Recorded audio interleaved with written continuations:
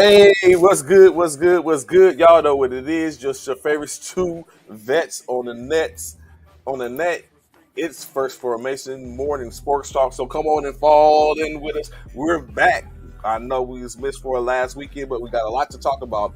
What's good, Bishop? How you doing this morning, brother? WGO, WGO, WGO. What's going on? How y'all doing on this Monday, y'all? Y'all know what it is. It is First Formation Falling. How y'all doing, man? Hopefully everybody enjoyed their weekend. Can we do a quick Yes, yes. because So we if you not was we gonna wasn't do it, here. I was gonna do it. But Yeah, go we ahead. weren't here yesterday because it was a weekend. But can we do a quick moment of silence for, of course, 9/11 victims who so many who lost their lives, which of course 9/11 was yesterday. So let's do a quick moment of silence for everyone. All right.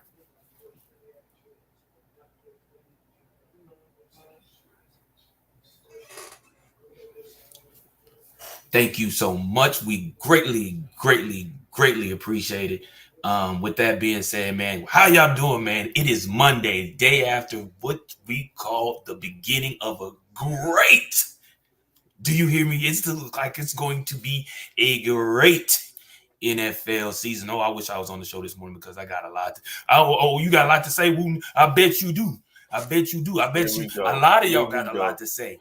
Let's You know go. We what? want. But Let's go, Anthony. before Let's go. Let's go, Anthony. I check know you got some stuff for me. Let's go, Anthony. What you check going this on out. early this Hey, morning? listen. Let's Here we go. go. So first and foremost, I want to say congratulations, of course, on this on our show. Congratulations from this weekend to those new members of Mm, Psi Rho Phi let's go. and Psi Rho Chi military for fraternity and sorority as we cross what was it 15 on the 12 12. 12 12 gracious men and women into the into the family Mm-hmm. glad what I'm saying for them to pull up and be there um so what I'm saying on to the until the next time what I'm saying when we get up or with our initiatives and meet together we look forward to seeing those men and women down the line.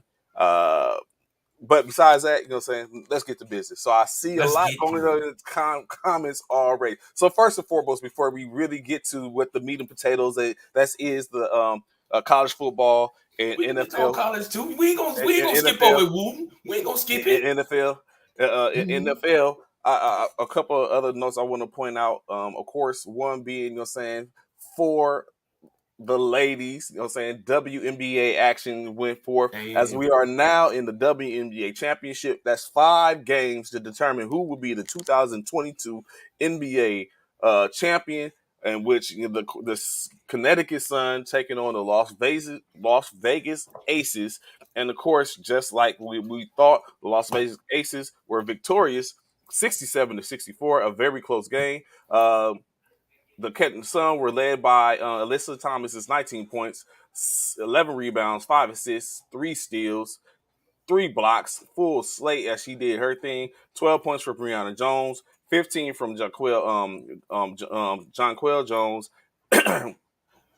and 10 from Natasha Heidemann. Of course, the Aces was led by Chelsea Grace, 21 points, 2 rebounds, 3 assists. 24 points from Aja Wilson, 11 rebounds, 4 blocks, 2 steals, 11 points from Jackie Young, 6 points from Kelsey Plum. As the Aces go on to take the first of 5 at home, of course they'll play again tomorrow in Las Vegas again with an opportunity, to take a 2-0 lead. So that way they only need to win one to finish the game off. So that being said, I'm saying shout out to the young ladies, WNBA action. Additionally, Bishop, I know we talked before in reference to, I guess what you call the gimmicky or these fundraiser type events when it comes to boxing. Last night, Boomer Sooner running back Adrian Peterson. Not what last happened night, last? I was Saturday, gonna Saturday say. night, Saturday Oh, night, Saturday night. Boom! Soon! we go with the Adrian nonsense. Peterson We're gonna go knocked with out Fifth round TKO by Le'Veon Bell with the overhand right, putting him down. It was a thing of beauty when I seen it this morning. I was like, ooh, represent. 37-year-old Peterson. Yeah, go ahead and take a look at it. You know what I'm saying? Go take a look at it. You see it. I know you see it. I I did know. not. I did not. I didn't even know that was. I didn't know that was this weekend. Yes, sir. Adrian Peterson versus Le'Veon Bell. Okay, Le'Veon Bell. Mm-hmm. fight. Uh-huh. Mm-hmm. Yeah, go ahead, take that in. And matter of fact, I heard it. I heard him say Boomer Sooner once he got hit. You ain't hear nothing. But of course, while he does that, let me get a little more out the way. In MLB action, first and foremost, I'd like to say congratulations to them Los Angeles Dodgers. Big Blue Wrecking Crew, first team to clinch the MLB playoff position as the hunt for October is in full effect. LA, of course, does it on a 96-43 record. Their 10th time, their 10th consecutive season in which they clinched the playoff berth, as well as with 23 games to go left in the season, they continue to blister the competition. Getting on this clinch, they win it last night, 11-2 of the San Diego Padres. You know what I'm saying? That's it's always good to do it against a divisional foe. So hopefully Dodger Nation, Big Blue. We can make something happen this year. I know in the past we've been cheated a couple of times. There's different things going on, but you know what I'm saying, we're going to embrace this time and let's go. And lastly, in MLB, shout out to oh, you know what? I forgot to say this, Bishop. Yeah, I told him after the first week he would have an opportunity. And you know what? I know it's going to get. Oh my God! Yeah. Oh yeah. Oh, I know it's going to get. oh yeah. Yeah, I Oh know it's yeah. going to get As long as because he know that he know we know who he coming for because we know who he ain't coming for. We know who he coming for, but we know who he ain't coming for. We do know that. Let's and you know what? go. He even posted. He's like Trey. Yeah, we know who he coming for. When we know who so he ain't coming for though. so Let's we go. told I did tell him that say after the first week after that you know what, being a people with our word, we saying we are people our word. People, please, we welcome Mr. Eric Smalls to the stream this morning. Eric, what's good with you, bro? Eric, what's good? Be quiet for now, but okay, Let's got you. take it all in. Yeah. Take it all in. Let's take it all in. Sir. Take it. Y'all good? Hey, Yeah, I'm straight. I'm straight. I'm good. See I'm this? straight. I'm You know straight. what? I'm so straight. I'm trying I'm to so keep. straight. Until next week. I'm straight. Let's keep it 100. Let's keep it 100. I know y'all got excited for a minute, but I'm straight. So real quick, I'm right waiting quick, for y'all like to I get to said, the NFL. sorry, DH Albert Pujols, of course, blistering as he moves a game. What's that? A home run closer to that 700 benchmark. He hit 696 and 697 over the weekend. Uh, Now being in sole possession of the fourth overall all time home run uh, hitter as he gets a little bit closer to 700. We'll see how it goes. Of course, they got a little over 25 games left in the season, which he might be able to do it. He might get to that 700 benchmark. You know what, gentlemen? I wonder, do they be tossing anything out there just to get them to that point? Like if they just throw, say like, let's put this beat up here to get him, like, at least get him one in this game so he can get the record and we can go on about our business. Let me see. All right, let's get into this NCAA real quick because there's a lot to be discussed and talked about. So over the weekend, y'all didn't see us on Friday or Thursday. So over the weekend, we know that there were some top 25 games that took place. Top 25, in which some of these games have basically started to already shape and change the structure of the NCAA.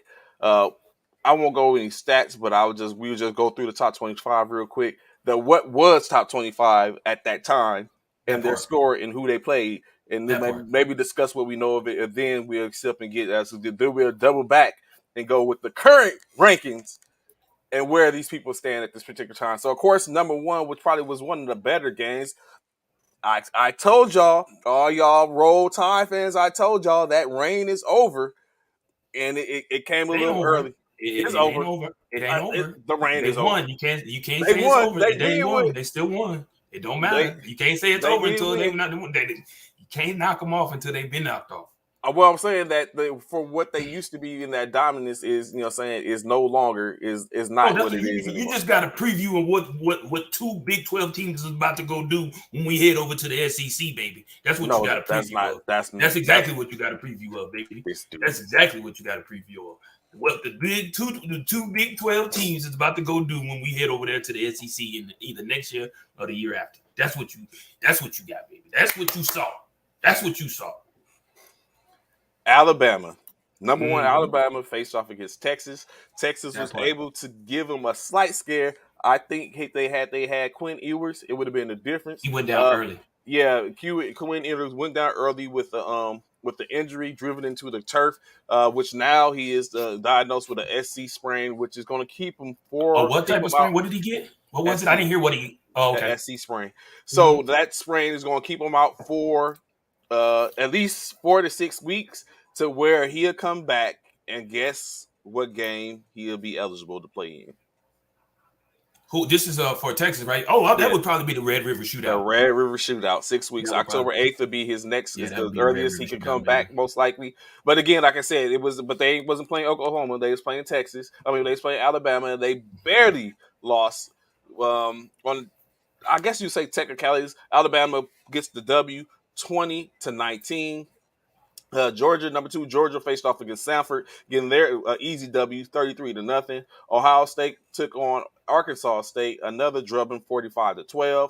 Michigan traveled over to the island of Oahu, taking on Hawaii. Of course, that was a W, 56-10 in favor of Michigan. Furman battled against Clemson, number 5 Clemson. I don't know if you can say formidable, held them 35 points, but Furman takes the L, 35-12. Upset alert! Upset alert! Upset alert! Texas A&M, number 6 Texas A&M, battled against Appalachian State. If y'all remember, some years ago, just within the last decade or so, Appalachian State took on, at that time, number 5 ranked Michigan, and basically same outcome. Appalachian State gets the W over number 6 Texas A&M, 17-14. What probably should have been Upset! an upset. Upset alert! Upset alert! What probably should have been an upset. It didn't happen. Number 7 Oklahoma gets the W, Oh, 33 what? to Get 3. Man, hey, man. See, Number this 8. the problem right here. See, are you serious? Kent State, really?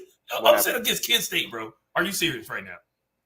Kent State, are you really gonna say we won 33-3, and I you gonna said say what probably should have been, but it didn't no? happen. It shouldn't have been. Are you serious right now, man? This dude here Number on 8 Notre Dame took upset alert. on Marshall, in which Marshall That's Thunder and Herd totally showed trash. they are a force Trash. to be reckoned with, getting the W, Dumpster juice. 26-21 over Notre Dame. Another game, Upset Baylor, alert. number 9 Baylor faced off against number 21 BYU. BYU getting them Cougars, ran over them Bears, 26 They ain't to run them 20. over now. It was 26-20. It Well, wasn't they a weren't. run over. Well, in this case, Baylor was supposed to be driving the bus. They weren't supposed to be driving the bus. I give them that.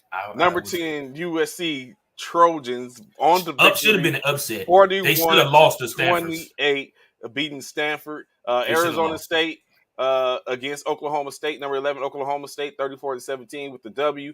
Number 12 Florida, after Upset alert. a huge jump from not even being ranked to being put in the top 12, falls back to earth, getting taken an L, losing to Kentucky 26-16.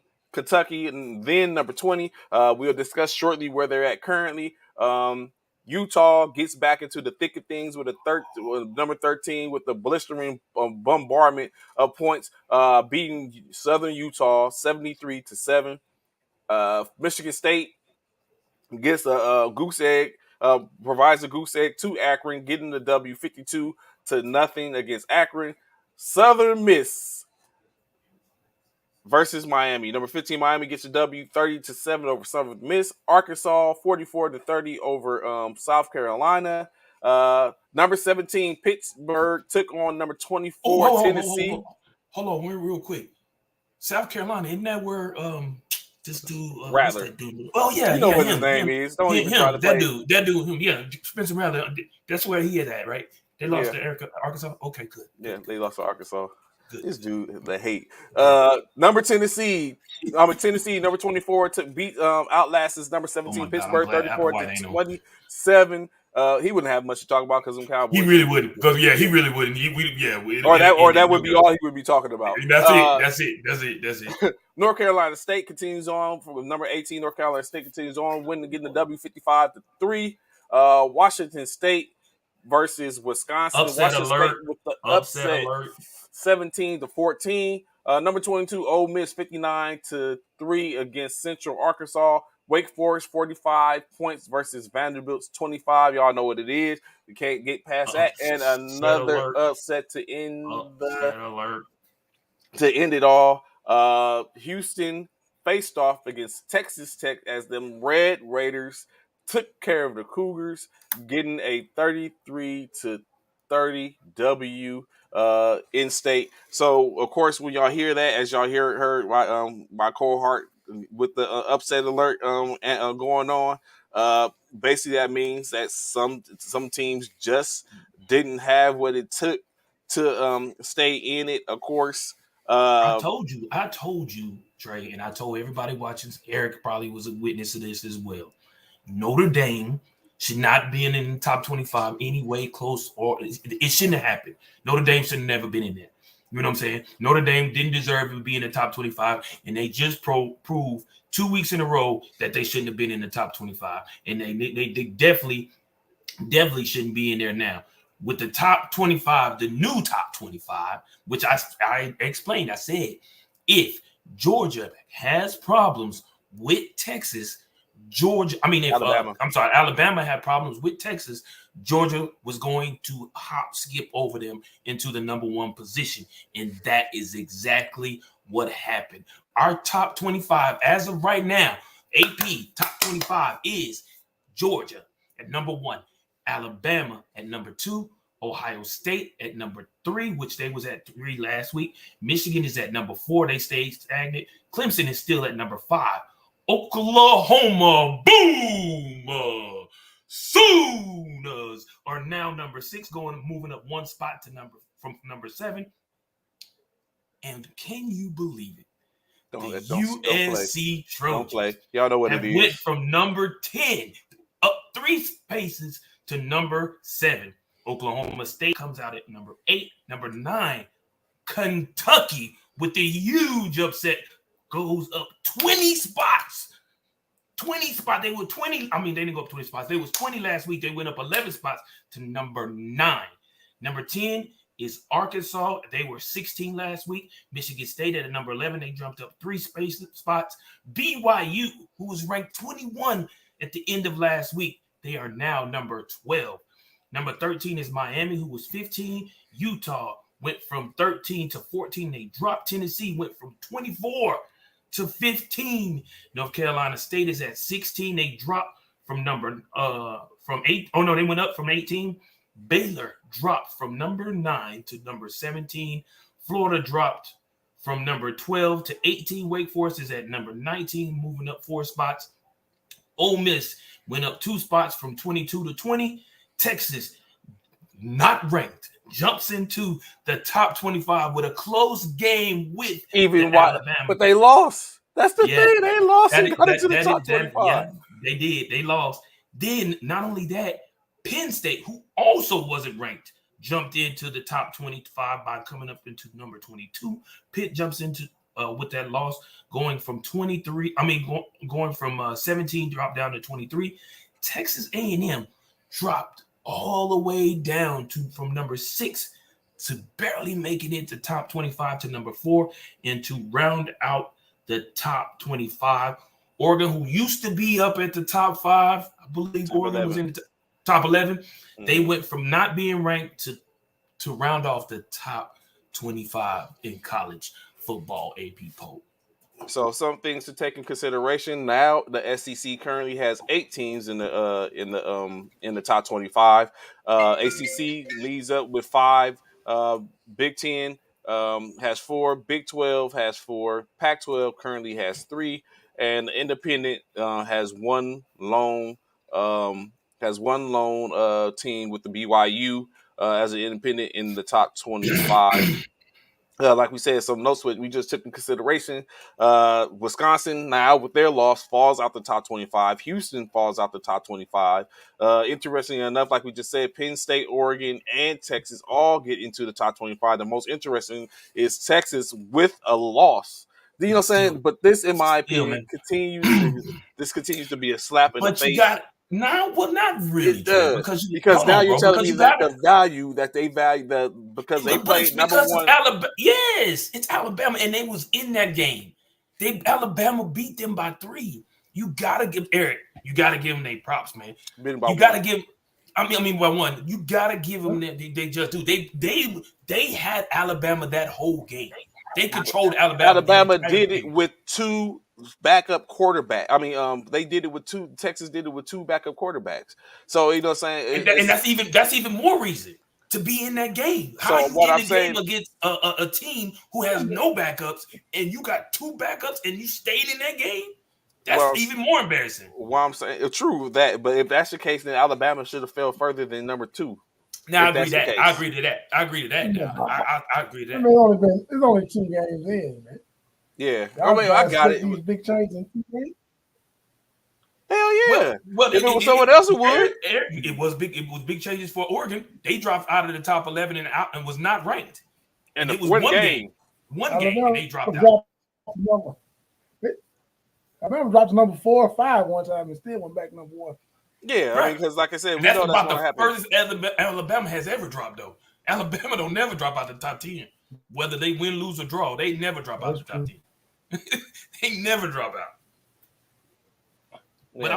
I mean, I'm not mad. I mean, again, I figured.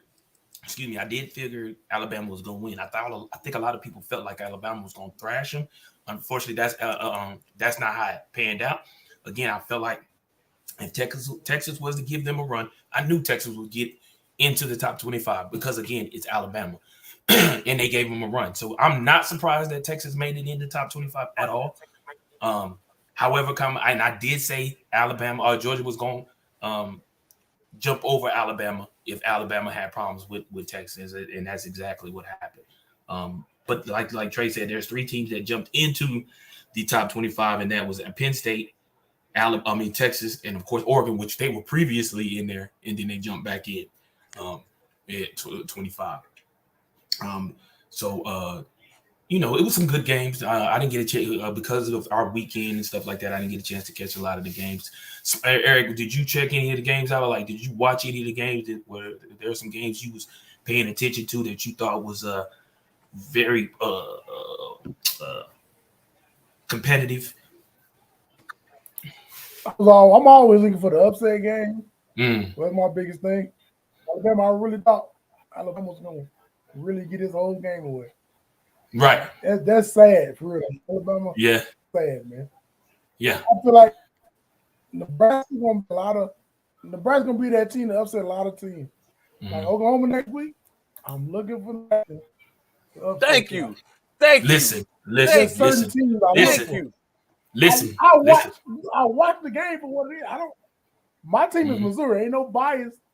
Nothing against Oklahoma. Right. But there's certain teams out here, kind of like Detroit Lions in the NFL.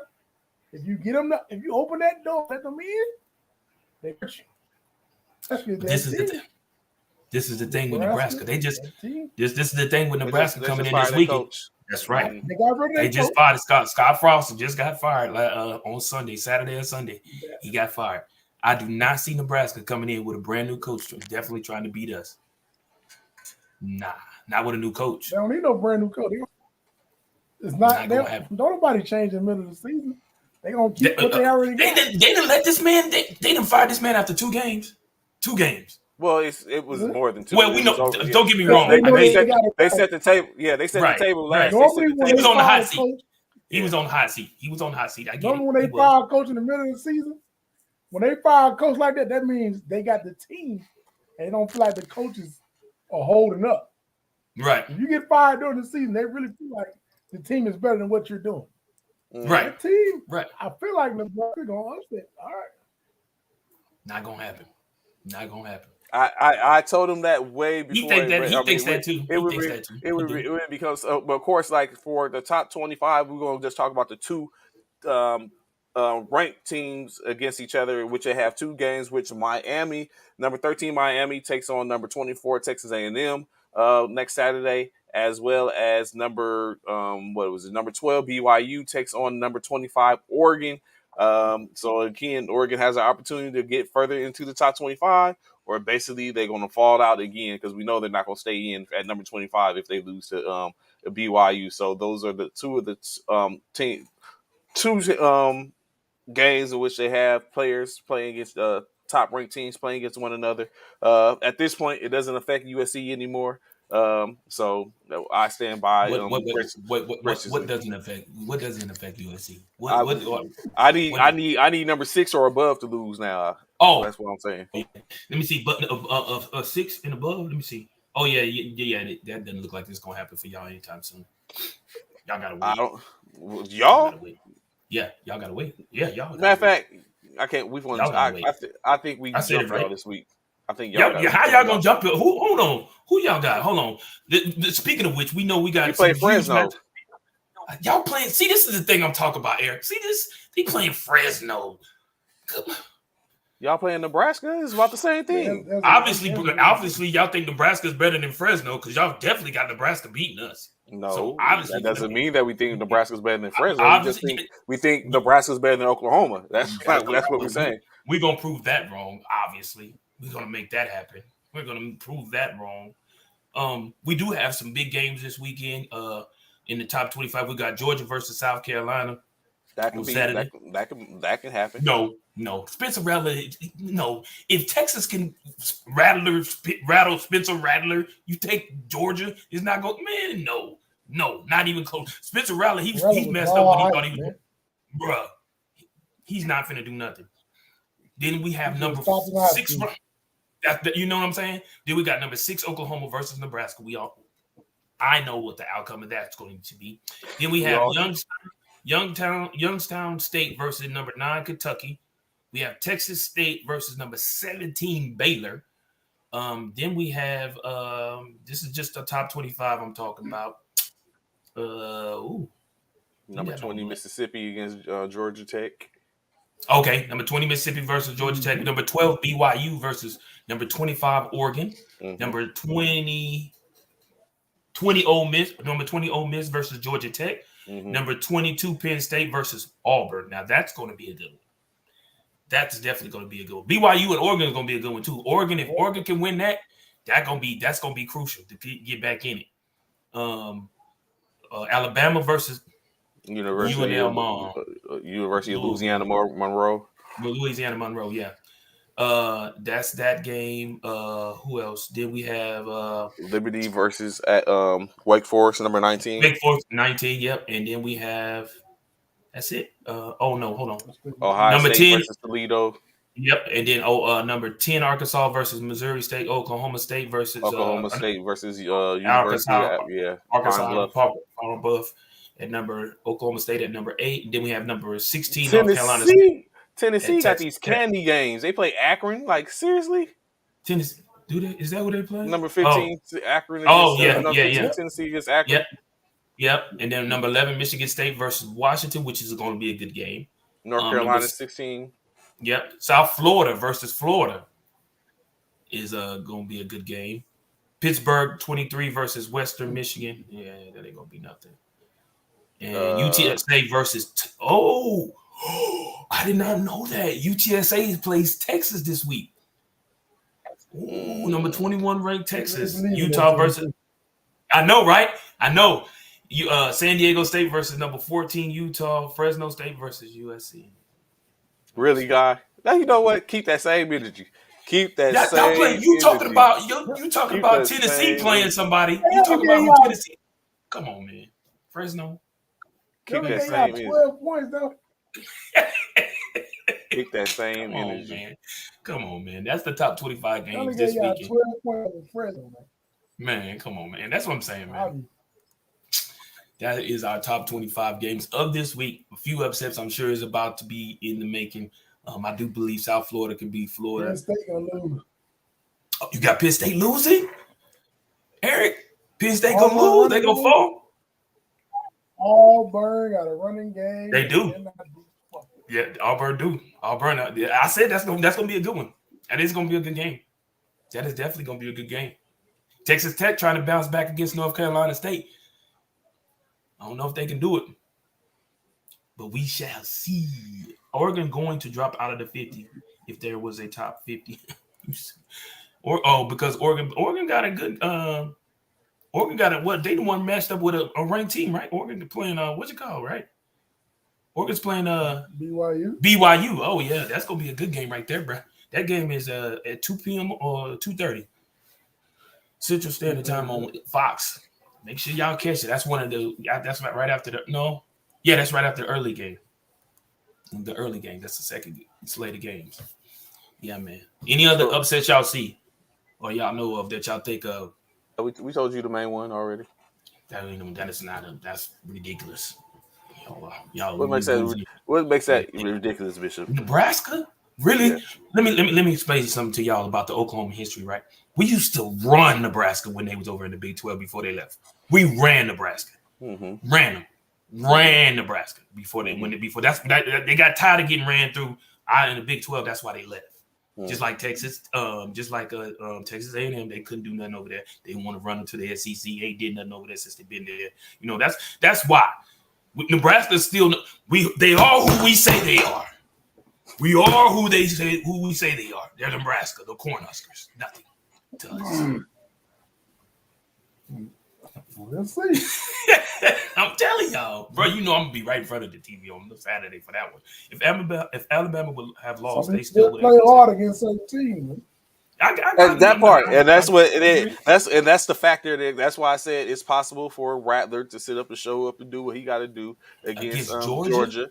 I don't know. You know what I'm saying? It depends on. That's like, you know what I'm saying? This is a perfect segue into the NFL, right? So that's no different of everyone expected San Francisco to go take care of Chicago, right? But we didn't play. We didn't just play Chicago. We played. Who else I played? We played Mother Nature as well. Oh my God! And Chicago's getting. Oh my God! Here we go. Here we go. In Chicago, They played in their element. Oh my God! We don't have monsoons in San Francisco. So it was different. No different. So you know, so it was different. It was just different. We're talking about Chicago, bro. We're talking about Chicago, baby. That's the equalizer. No, Trey Lance did not do certain. He overthrew. Trey Lance did what I told you he was going to do. Nothing. He overthrew some players. He didn't do. He made some bad cues. They was without care. They was out without George Kittle. So I mean, it's just a whole bunch of things, a lot of factors. But yet they still was in like they was, and the defense started falling off. Like we was up 10-0, and we ended up losing 10-19. So you know what I'm saying? Hats off to Chicago. They did exactly what they supposed to do. Matter of fact, let me just step and get to this. Yeah, please do, because the nonsense you talk right now is crazy, bro. The kickoff of the NFL season took place. Of course, we knew on Thursday, to which of course the Bills grinded out the Los Angeles Rams in a surprising 31-10 win. In my opinion, I thought, you know, saying some things happened. In my opinion, Jalen Ramsey was exposed a couple of times, but he was exposed in the Super Bowl. Everybody keeps saying Jalen Ramsey is that dude. But Jalen Ramsey, man. He was, and thank you, Eric. They've been saying Jalen Ramsey has been exposed, even though they won the Super Bowl. He was still exposed in that Super Bowl. But either way, go ahead, Trey. I mean, that was a thrashing. Yeah, they of course. Go ahead, Eric. He is a zone quarterback. You put him on to hold his Yeah, zone he down. plays a lot of slot. He plays a lot of slot receivers and then rotates. So yeah, you You true. put the That is man true. to man with the. You put a man to man. He got that makeup speed like Dion. Right. That's Right. He what got that saved him a lot recovery of the speed. time. Right. That recovery Yeah, speed. that's what saved him a lot of the time. But these quarterbacks caught on. Yeah. If you place the ball perfectly, if you have ball placement as a QB, you can beat Jalen Ramsey. If you got ball placement, you can beat Jalen Ramsey. Time. Obviously. Yep. He get caught lacking every time. Every time. Eric all over. He do. And he's been exposed. And that's the thing. People know that now. Quarterbacks know that about Jalen. They know that about him. They know he got that cover speed. But if you can put that ball where you need to, watch this. What y'all not going to do? What y'all not going to do? We go back into E2G and keep Really? Let's go. Hey, Jimmy might end up in Dallas. I'm just saying. We'll talk about it. We'll talk about it here later. We'll talk about it here in a minute. We're going to talk about it. I don't want that. I called that. I said, you they did. going to start Jimmy G. Hey, what I say, 3 games? Yeah, 3 games, right? I said, they going to start 3 games, Jimmy G. All right. It's coming.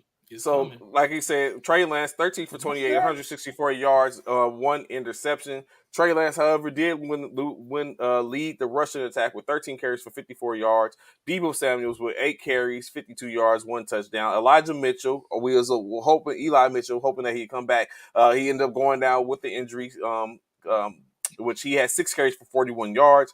Jeffrey Wilson was 9 for 22. Brandon Ayuk was 1 for 7. Jawan Jennings led the receiving corps with 4 receptions for 62 yards. Ryan Ayuk 2 for 40. Ray McLeod 1 for 20. Debo 2 for 14. The Bears, Justin Fields 8 for 17, 121 yards, 2 touchdowns, 1 interception. Khalil Herbert 9 for 45. Rushing 9 carries for 45 rushing yards, 1 touchdown. Justin Fields was 11 for 28. David Montgomery 17 for 26. Dante Pettis, the 49er cast off, comes back to bite us when he gets 1 reception, 51 yards, and a touchdown on that roll and throwback. Again, you know what I'm saying, backyard ball, in my opinion. David Montgomery, 3 for 24. Brian Pringle, 1 for 22. See, when you look at these scores, man, look at these stats, that goes to show that it was, you know what? We lost. In-state. I just keep Leave it at that. I want y'all to keep that same energy, though. Thank you. I want y'all to keep the same We're energy, not worried though. about it. See, I'm putting cases on all y'all. I can't wait. Just wait. This is keep the thing. same energy. This is the thing, though. With my Philadelphia Eagles, we used to the elements. That's the thing. It don't matter to us. It's cool. Speaking of them Philadelphia Eagles, not destroying. We beat the Detroit Lions. I was about to say, don't 38 too far ahead of 35.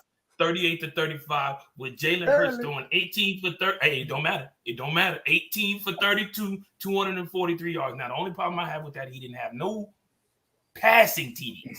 But, however, rushing Miles Sanders with 13 for 96, 1 touchdown. Jalen Hurts, 17 for 90, almost rushed for 100 yards, 1 touchdown. Kenneth Gainwell, 5 rushes for 20 yards, 1 touchdown. Boston Scott, 4 rushes for 10 yards, 1 touchdown. Like, the running game just wasn't all that, but it did what it had to do. We had almost 200 yards rushing. Easy. We did have 200 yards rushing.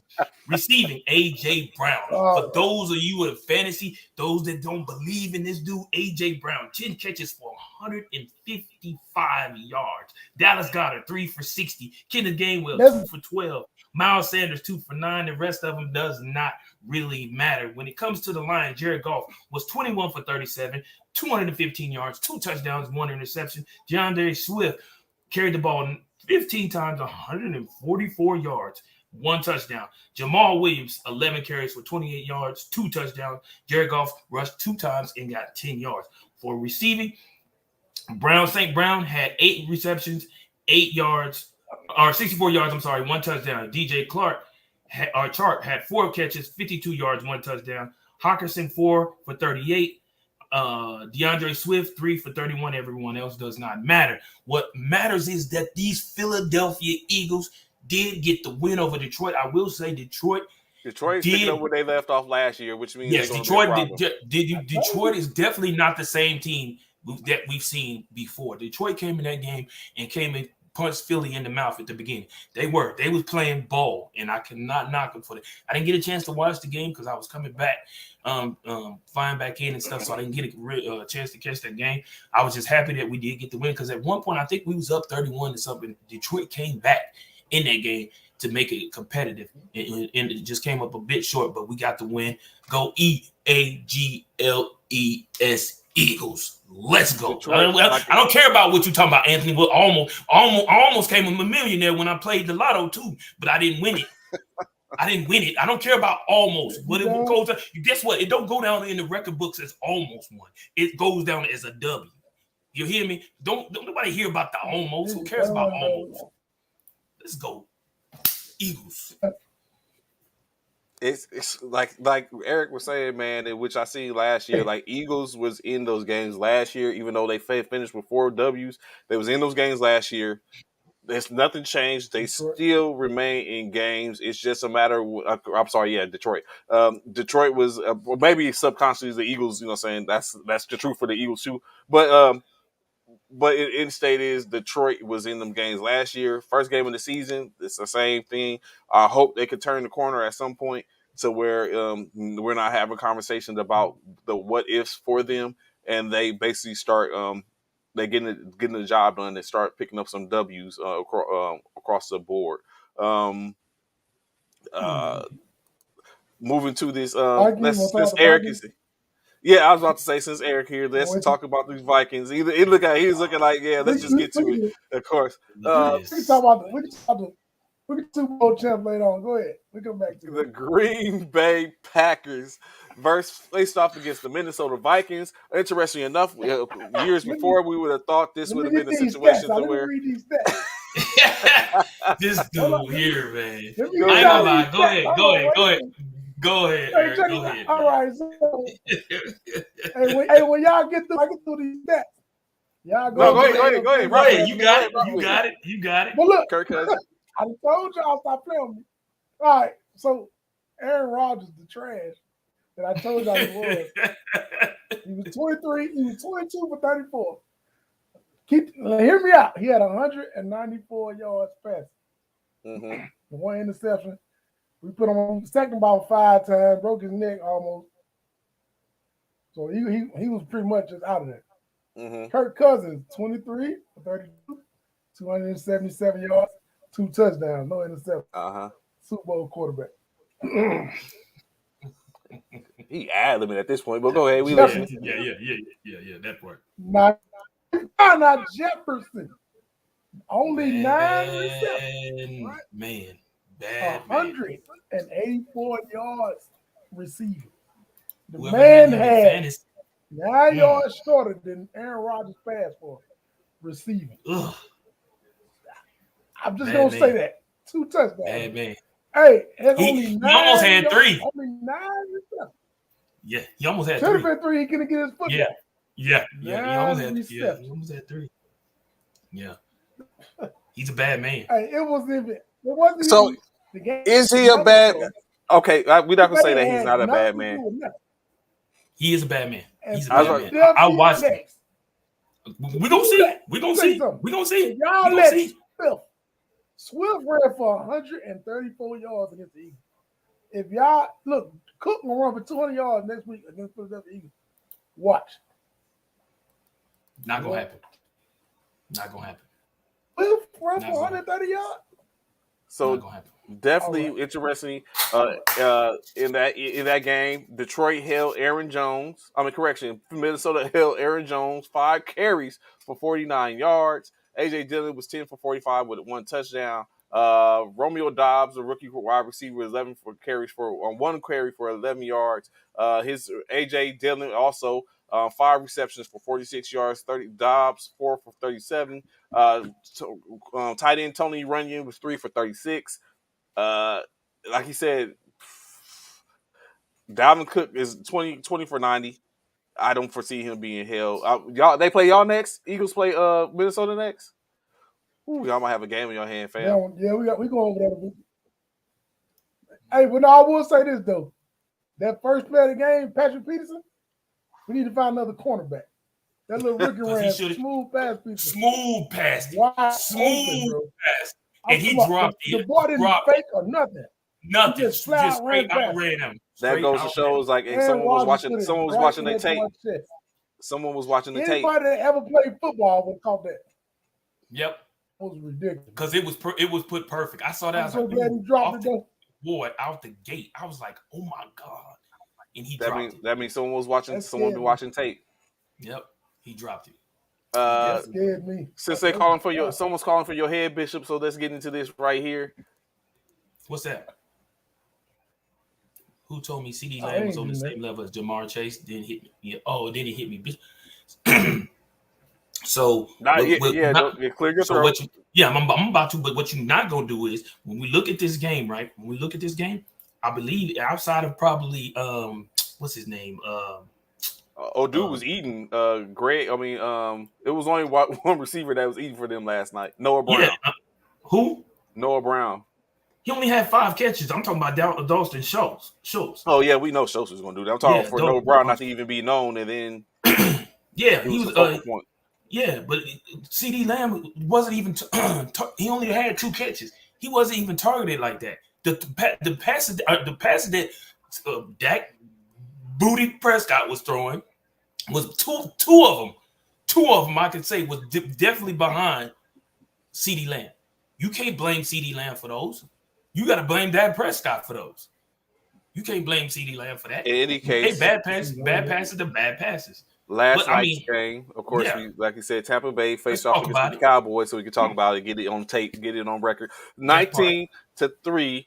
What we didn't expect from the game, especially when you look at what happened the year before. I did. You expected it to be a 19-3 game, really, Bishop? Yes, I did. Tom Brady is 7-0 versus Tom Brady's 7-0 versus the Cowboys. Yes, 7-0. Yes, I expected that too, bro. I did. I expected more. Dallas was gonna win. I expected Tom Brady to score 30. That's what I'm with Eric. I'm with Eric. I thought that. That's what I really thought. The game started out as a battle of field goal kickers. Again, field goal kickers need love to start out with a battle of field goal kickers until finally they was able to get the score, get a touchdown. Dak Prescott, 14 for 29, 134 yards, 1 interception. Of course, we know Dak Prescott left in the middle of the fourth quarter, which now is he needs surgery on his throwing hand, as he's expected to be out a couple of games now due to that injury. Actually, there's a bunch of injuries, but we're going to get to some of the other injuries as we get into those games. Dak Prescott, like I said, 14 for 29, 134, 1 interception. Cooper Kupp came in to relieve him, 7-13 for 64 yards. Ezekiel Elliott, 10 carries for 52 yards. Dak Prescott, 2 for 11. Tony Pollard, 6 for 8. Noah Brown led in receptions. Had the 5 receptions, 68 yards. Dalton Schultz, 7 receptions, 62 yards. CD Lamb, 2 for 29. Dennis Houston, 2 for 16. Tony Pollard, 2 for 14. Who else? And when you go to the Buccaneers, of course, Tom Brady, 18 for 27, 212 yards, 1 touchdown, 1 interception. Leonard Fournette, that man, I told y'all about Fournette. No, I told you about Fournette. I said Fournette too. I got him in my fantasy. He should have been on my team, but I pulled the trade. 21 Leonard Fournette, 21 carries, 127 yards. I need Applewhite to come on here. Julio Jones, 2 for 17. Rashad White, 6 for 14. Jalen Darden, 1 for 2 carries. And then, of course, receiving 5 receptions, 71 yards, 1 touchdown from Mike Evans. Julio Jones was 3 for 69. Chris Godwin, 3 for 35 before he went out with a potential hamstring injury, another injury. Russell Gage, 2 for 13. Fournette, 2 for 10. The ball was distributed to 9 different, not 9, 1, 2, 3, 4, 5, 6, 7, 8, 9, 10, 11, 12. No, 9. I was right. Not 8 receivers across the board. As Brady did his thing to keep the ball moving. But saying a 16-point W, 1 touchdown score that was by Mike Evans. Let me say this. Okay. To drunk. 2 catches, 11 targets. That sounds like Jamar Chase to you? Absolutely. Because if you said, they said what you said right here, according to the ESPN, He was targeted 3 times. Jamar Chase had 10 catches himself. So they had about the same amount. The thing is, Jamar Chase has a better quarterback than Joe Burrow. Joe Burrow had 5 turnovers. He had 5 turnovers in that game. 5. Hey, I agree So with Dak Prescott's 1. I agree with Drunk in this Bro, got case. to do better than that, man. I agree with Drunk in this case. I did expect the Cowboys to win because I expected them to be more formidable on defense as well as their offense to hold them. In all honesty, when you look at it, How could you say that, Trey? in all Because honesty, when Dallas you didn't look have at no receivers outside well, of CD and well, Schultz. I get that, but still, I expected because honestly, the defense did what they needed to do. They kept them out. They just had they had field goals. That's what they was winning off field goals. Both defenses did what they needed to do. It's just that the Tampa Bay Buccaneers, coupled with what seemingly was Dak Prescott not being able to get the ball and put the ball in certain places, that is what basically was the game. And so Dak, like you said, Dak didn't do what he was supposed to do. Ultimately, I don't know, was it the defense or was it, like you said, was it receivers? In state is we can't sit up and make excuses because these are receivers that are considered to be And professionals. the only reason why I feel like, and I'm gonna be honest with you, the only reason why, what's his name, Noah Brown did what he did and got off the 5 catches or whatever, 68 yards. I mean, they made huge numbers. He was averaging 13.5 yards per carry, per reception. However, they probably didn't have no game film on this guy, none. So if you ain't got no game, look, I didn't expect this gentleman to come on. Man, at the end of the day, Ron, what's good, man? The offensive line hurt. The offensive line, because of penalties, he had 5 penalties himself, and 3 of them was back to back to back. Like, he had some major penalties, and I know Jerry's not happy about that, and I know, but this is game 1. Huh? What'd you say, Eric? That was a game plan for both teams. Was to expose the offensive line. Everybody was trying to blitz. Both got the same defensive mindset. And then what was messed up is the blitzes were coming and they were picking up. Both teams were picking up. It's just in the case of Dak Prescott, he was off key. He wasn't doing what he was supposed to do. I'm still thinking to myself, like, I see where Elliott is picking up the blitz. It's like they're in the holes and blocking off, giving him the time, and he just was off. And that might have been like you said, something between the quarterback. You seen the one where he set up and broke out the right side and he dumped it over the defense, but he threw it behind Noah. It's like that wasn't on Noah. Yeah. Right. That's not on exactly same thing. It's not on Noah. Just like he got pressured when he threw the ball to CD Lamb in one instance. But I would even additionally say it's not necessarily on Dak either. I think it's more of a situation is this probably isn't the receiving core they thought they was going to be working with going in. But I don't care what receiver you would have been. I don't care what receiver that would have been. Whoever that would have been. No, I don't care if that was CD. I don't care if that was boy. He still would have. They wouldn't have been able to catch that ball.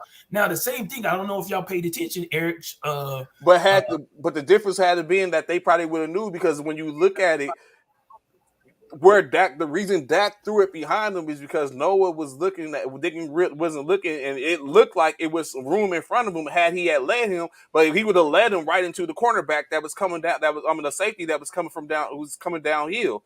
That's hence the reason he tried to throw him, will put him back to where he could have went, and he tried to guide him and push him back to where the safety was coming because Dak was rolling right, the safety was coming down. So when you look at the angle of the camera, you can see that there was it was a safety in the corner that was basically going to where Noah was going. So Dak threw it behind him, trying to direct him back. But he would have known that with them playing together. Had that been CD Lamb or Gallup, that may have been a different outcome. Is what I'm saying. And I don't know if y'all recognize or notice this, but in that game, what's his name? The DN was a problem for Tom Brady. He was a major problem. Michael Parsons. He was a major problem. He sacked him twice, and on that second sack, Tom Brady got into that left tackle's ASS bad. He was like, "Look, I need you to get him." Right after that, Tom Brady made that very next series. No, that very next series, when Tampa Bay got back on the field, you start watching Leonard Fournette chip block Chip block. help out that left tackle. Those are the things in which you as a quarterback have to talk to your players. If you know that your player is getting beat, you as the quarterback, the captain of the team, have to make the proper adjustments to say, hey, this tackle is getting beat over here. Leonard, before you gotta go out on your route, I need you to chip block at this guy, then bounce out to the flats. And he started doing that. Leonard Fournette, we all know Leonard Fournette ain't no small cat. He ain't no. He there's one point where Leonard Fournette chip blocked at Michael Parsons and knocked him straight on his butt. So you have to adjust fire. If you see pressure is coming, when you see it, they show Tom Brady get in that left tackle's face and tell him what are you doing? Why are you allowing this dude to beat you like that and put hits on me? Because we all know Tom Brady's old. He ain't trying to take no hits. You start to see it in his face. You seen it. Yes, you seen it. That's a rookie, right? Yeah, yeah. Who you talking about for the left tackle? The left tackle is backside. Yeah. Oh, yeah. Yes, sir. I forget his name. Anybody ever played quarterback in their life, you would never put a rookie lineman on your backside. That's you right. Best tackle behind. If you're right-handed, you put your best tackle on the left. Never put a rookie behind me, man. On your backside. Absolutely, Eric. Absolutely. Ron, what you think of the game last night, Ron? If you talk, Ron, you're on mute. I'm still trying to gather myself from all the laughing. Oh, the laughing? What you laughing about? I'm sure there's a lot to laugh about. What you laughing about? Tell us what you laughing about. The Cowboys. The Cowboys. Okay. The accident. Jeez, that was the Cowboys. Y'all do realize I expected that, man. But I did too. But let me say this, Eric and Professor. Let me say this. I will say this. I expected that, but I didn't expect the Cowboys to only get one drive and score only in the very first drive. They scored that 3 points the very first drive, and they never scored again.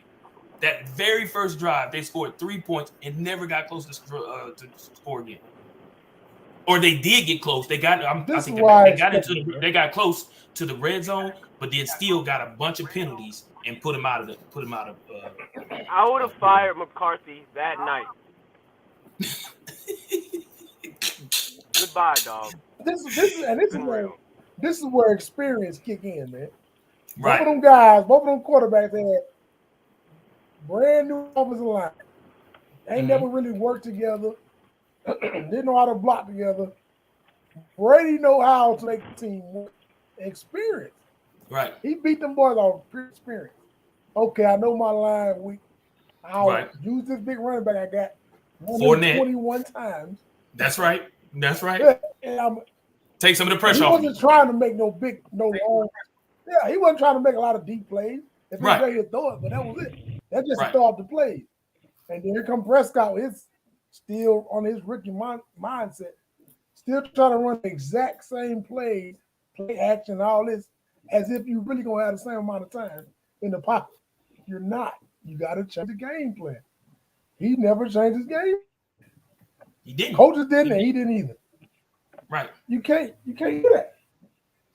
So my question to you, Eric, Trey, Professor, is the Cowboys season over? Because we all know Dak Prescott went out in the fourth quarter because of the thumb, and it has been reported Dak Prescott is out indefinitely because of the thumb, because he is having surgery on his throwing hand. He was being blitzed. His hand was rushed by the defender, and it was hit. I had that happen before. That hurts, and he probably broke it. And they're probably doing. They've already said they are doing surgery on his thumb. He will be out indefinitely. So is the Cowboy season over, Eric, Professor, and Trey? He got 6 to 8 weeks.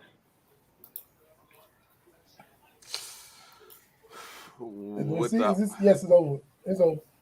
It's over. With an offensive line like that, mm-hmm. a second string quarterback.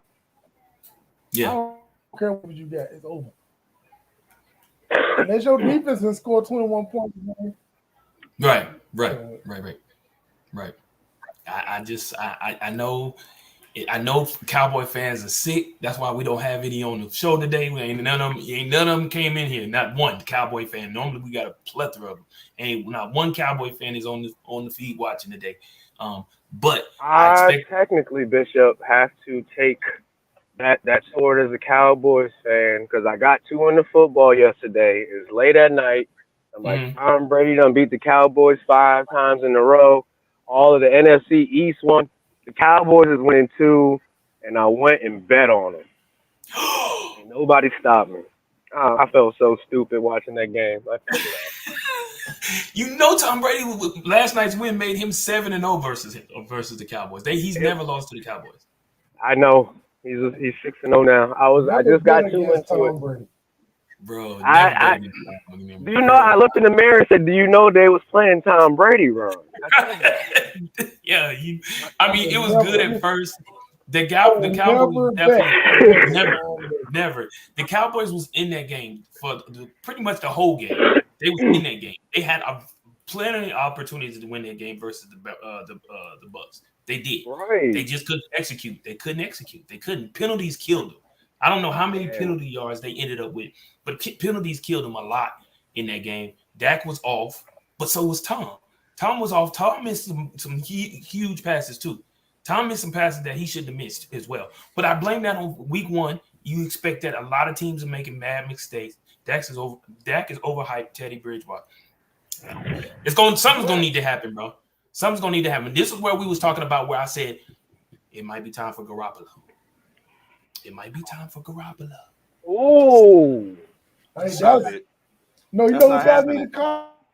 I'm just saying. Y'all need to reach out. What's his name? Carolina Panther. Cam Newton. Somebody said Cam Newton already. Yeah. Cam Newton. Somebody said that. Somebody was. That's what I heard. Some Cowboys fans talking about Cam Newton. Guess what? Not only did I hear about Cam Newton, I heard about another former 49er, Colin Kaepernick. Some people think Colin Kaepernick should come out there to Dallas. They better not call Romo. That's what they don't want. That's who they don't want. But I could see. I don't know. I mean, I heard Eric say it too. Trey don't want to believe it, and I even believe Professor's on board with Garoppolo coming out there. That's not happening. Garoppolo coming out there and making some changes. That's not going to happen. I'm just saying. So the reason who got next week? Who got next week? Who do we have next week? Let me see. I can tell you. But so the reason that's not happening is because he's in the no trade clause. We get it. He can sit up there. They got the Seahawks next week. He can approve the no trade clause if he decided he wanted to go to Dallas because it's a start. But for the most part, it's not happening because if I talk about the elements and all that type of stuff. But if over the next couple of games, there's going to be a look and see if Lance is actually ready to take the helm. If it's not, then it's going to go back to Jimmy. So that's why they're not going to trade. If Lance could potentially be struggling, why would you trade away? I don't think there's any asset in which the Cowboys can give up, in which San Francisco would trade that to send Jimmy on about his way. They could get Jimmy next year. I don't think it's enough there that they could trade that would get them off Jimmy. What up, Zach? To basically for them to hold. But this is the thing. I feel where you're going with that trade. However, if you trying, it's early in this season. It's real early. It's game 1. If you trying to save your season right now, you make that move. You make that call because for one, this is Dak's throwing hand that he's having surgery on. Yeah, they could. I'm not saying they don't make the call. I don't doubt they make the call. What I'm saying is I don't think the 49ers, when they pick up the phone, they're not going to answer that. They're not going. It's not going down. That's a trade that's not going to happen. So you saying that there's nothing to give. There's always draft picks, bro. True enough. Is huge. But I'm saying it was like, what draft pick are they talking about? Like where? That's the like thing. at this point, because y'all don't have a pick this year coming up, right? No, we don't. Not a first round. First round. That right there is enough. A first round pick is enough for y'all. No, not if for Garoppolo. Yeah, Yes, that's it not. It's is. not like they're going to get a like if we was to even get a first round pick for Mm-hmm. Garoppolo or a second Mm-hmm. round pick, the value of that pick potentially could be diminished because of Garoppolo. Like we're trading you the reason why the pick isn't going to be worth anything really, because you're going. It's a second round. It becomes a late round pick potentially. Let me explain it. Let me throw this scenario out there to you like this. Then let's say y'all trade was to trade Garoppolo to the Cowboys for a first round pick. Mm-hmm. Say Trey Lance doesn't pan out. Guess Mm-hmm. what? You have a plethora of quarterbacks that you could move on from Trey and get another quarterback because of this upcoming season, this 2023 draft. You have the Burrow, not the Burrow, but you have what is his name from Ooh, Alabama. You no, have a boy Bryce Young, Bryce Young. You have a boy from Ohio State. You have a boy from you C.J. got Stroud. Spencer, you have DJ Stroud. You have Spencer Rattler coming out. You have your boy from USC probably coming out. Nah, he ain't going nowhere. Caleb Caleb, Williams. Caleb, he may come out. There's a plethora of quarterbacks that's coming out in this next draft, and that's worth That's worth a But do you first want round another? pick. Do you What's want up, to get Eric? rid of a rookie just to bring another one in? Nah, that's what I'm saying. That's what they That's did. not Hold going to on. happen. That's what y'all did. That's what y'all did in that's what they did in Arizona. But nah, What? I'm saying I mean, if you it know, ain't panning out, for Trey, and then we got to look at this too. Depending on what happens we'll keep this in mind, fellas. Keep in mind about Lamar Jackson. This dude ain't signed a contract yet. This dude is still yet to sign the contract. He may be on the market as well. you got it. There's some And they scenarios gonna out there franchise that by the play. season. yeah, they're gonna franchise him if he doesn't what. Possibly. They gonna franchise by the Possibly. time the season Because you over. got to think of that, and then like, and additionally, doing that doesn't work because what are you going to do with Dak Prescott? Like Lamar, the only reason Oh, Lamar Dak is gonna end up somewhere. He can end up somewhere, but this is the thing. We got to keep this too, Trey. Dak has been there. How many? What? This is fifth season, yeah, sixth season. he just got paid. He just got paid for he Mm-hmm. just signed his contract last year. So they're not finna move on from that. Not yet. That would be that unless it would. So I'm saying what I'm thinking of is it right now they just need a stopgap until Dak comes back, And you and saying that's Garoppolo is not a stopgap? no, he is a stopgap. But Okay, what I'm okay, saying is, but okay. what I'm saying is, I don't foresee that there. I don't foresee them giving up that type of money for a stopgap because he's not going to be. So let He's me not. ask you this, Trey. What do Okay. y'all need? What would y'all need? It will like what would be We a need perfect? we need Garoppolo. No, I'm saying no. I'm saying what do y'all need outside of the quarterback position? I mean, everyone could always use. We can use another quarter. I mean, another wide receiver. We can use more DBs. So, but it's Garoppolo is the biggest need because So again, Gallup if for Trey, Garoppolo. no, not Gallup. Hell no. Yeah, why don't they go after Mason Rudolph? Go That was tell that them to gallop. go after Mason Rudolph. Mm-hmm. Yeah, so that's not. Yeah, it's unfortunate, but I'm very sure they're gonna find somebody. I don't think Jimmy would have been key if he hadn't just redid the deal and everything like that.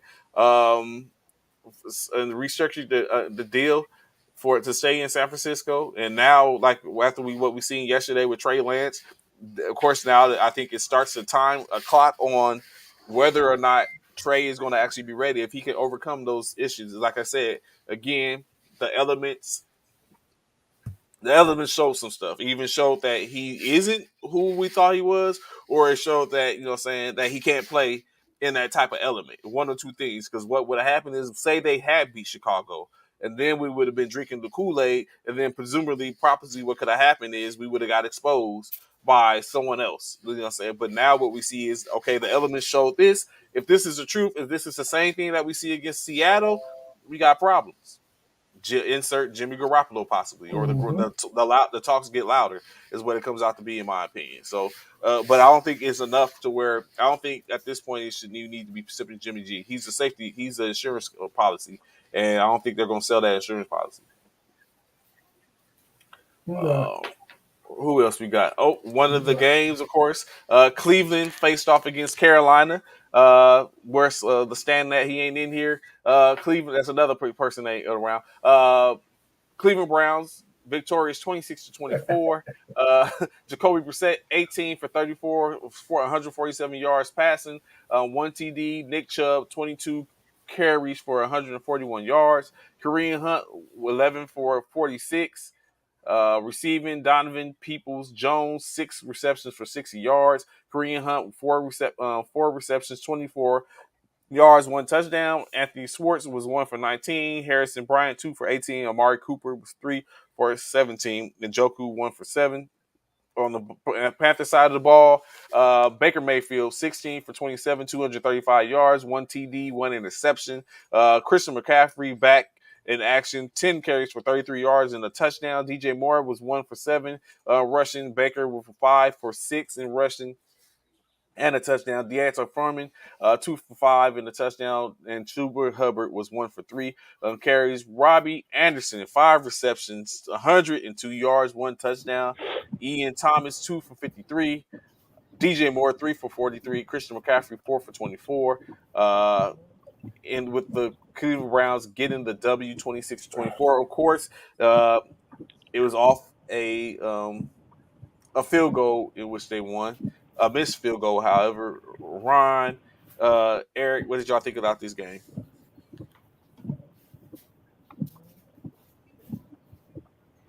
Dang, Baker. Dang. That was my thoughts. It was I actually thought it was gonna be. I thought. You said you thought the Browns Carolina were would gonna have take care did of better. business? No, I thought Carolina was gonna do better for real. Yeah, definitely. I really did, man. I thought they was gonna do better. But I don't know, man. Maybe I thought they was gonna come out rolling. I thought Baker was gonna be throwing the ball all over the place. He was looking struggling. I was shocked, but yeah, him and Moore, I thought they were gonna be like paid a lot. They wasn't playing like I thought they was gonna play, man. I expected more out of that man, for real. I mean, I don't believe in him like that, but I thought he'd do good enough to beat Cleveland. Clearly. DJ Moore only 3 targets. Yeah, that was yards. unexpected. I'm pretty sure fantasy owners is pissed. That kind of showed me like how Carolina, like I said, Carolina might win like 2 games this year. How? Yeah. DJ Moore, his low input wasn't expected. Robbie Moore, of course, he was open on one of it's the first week. I guess we should always keep that in perspective. It's the first week, but still, say that. There's some things you just expect in the first week.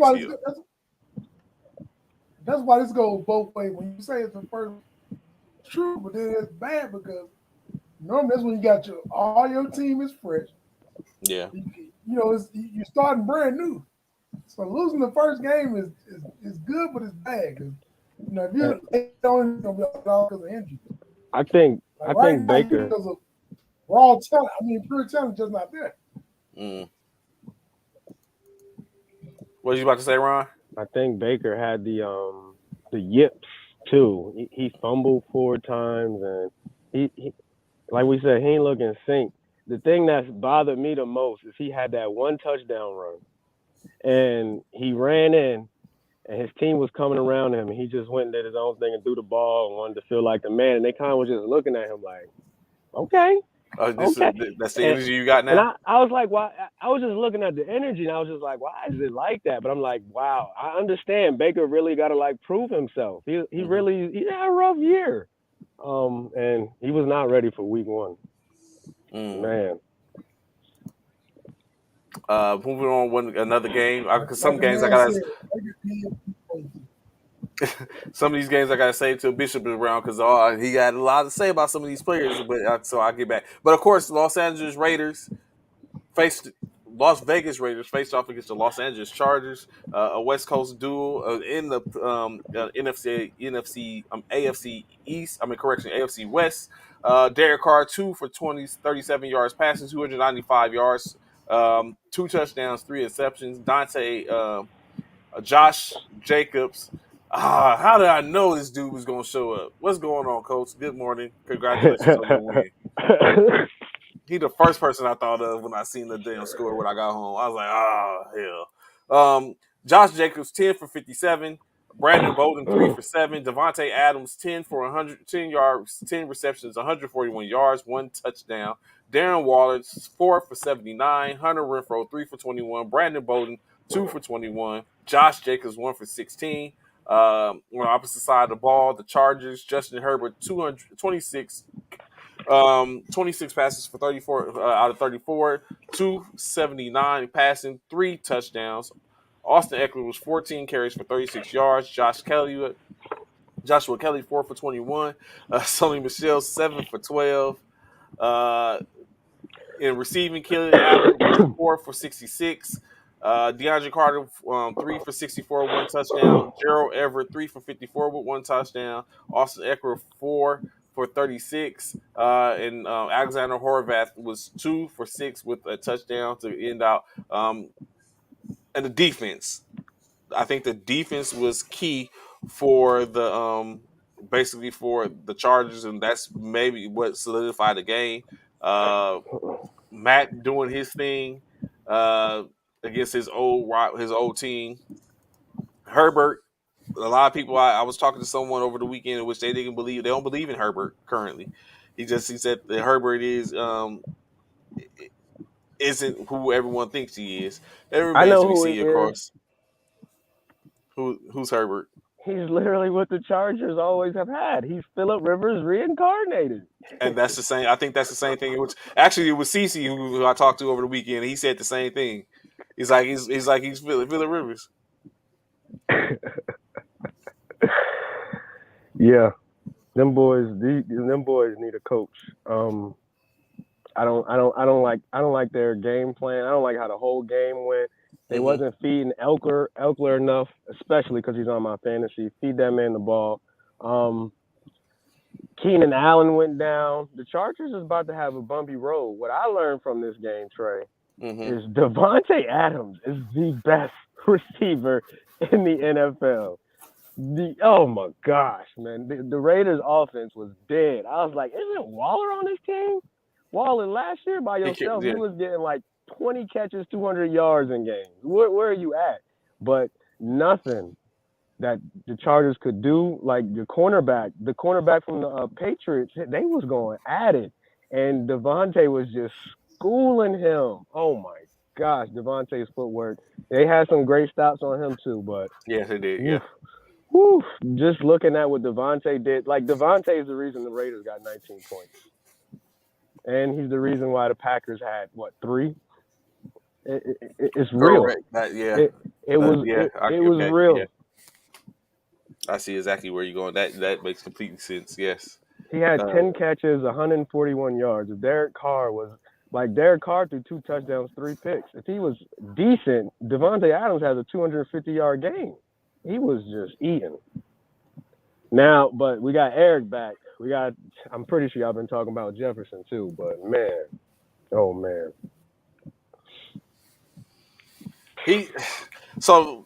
A lot, and we ain't even got to a few of the other players that showed out. Like you said, Devontae showed out, Jefferson showed out. I guess you could say Cup showed out on Thursday night. I wouldn't go there. No. Jefferson. Rams got embarrassed. Period. I almost cried watching that game. That man. Which game? It's hard when you're a Super Bowl team. I got one shoe.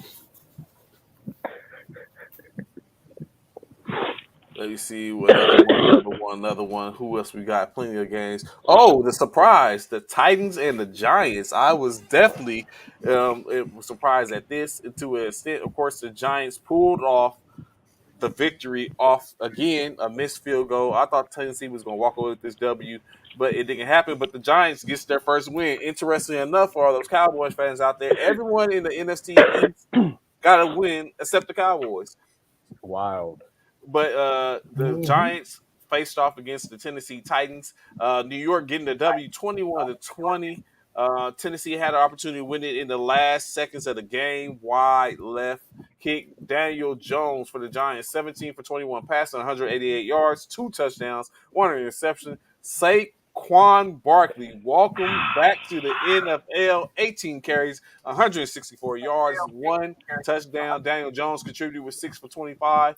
Matt Breida, 5 for 24. Kadarius Toney, the receiver, 2 for 23. Sterling Shepard, welcome back to the NFL. Two receptions, 71 yards, one touchdown. Richie James, 5 for 59. Saquon contributed with 6 receptions for 30 yards. Kenny Galloway, 2 for 22. The Titans, Ryan Tannehill, 20 for 33, 266 yards, 2 touchdowns. Derrick Henry, 21 carries, 82 yards. They kind of had him locked down. Even some thumpers. He was walloped a few times. Like, yo, you're not finna do us. We're not falling for the banana and tailpipe trick. We're not gonna let you do us like you do everybody else. Again, it's first game of the season. Derek is going to remember that, and he's going to come back. Dontrell Hilliard, 2 for 8. Receiving, Kyle Phillips, 6 for 66. Dontrell Hilliard, 3 for 61. Traylon Burks, the rookie, 3 for 55. Cody Hollister, 1 for 22. Jess Swain, 3 for 19. And Robert Woods, 1 for 13. Obviously, there was a few people that didn't show up like we expected, but in any case, it doesn't make a difference. The New York got the W. Bishop, NFC East. Every team except for the Dallas Cowboys with Them a Dallas W. Cowboys, baby. That's right. Every team in the NFC East but them Cowboys. That's right. That's why I was so happy the Cowboys lost, because Giants won, Commanders won, we won.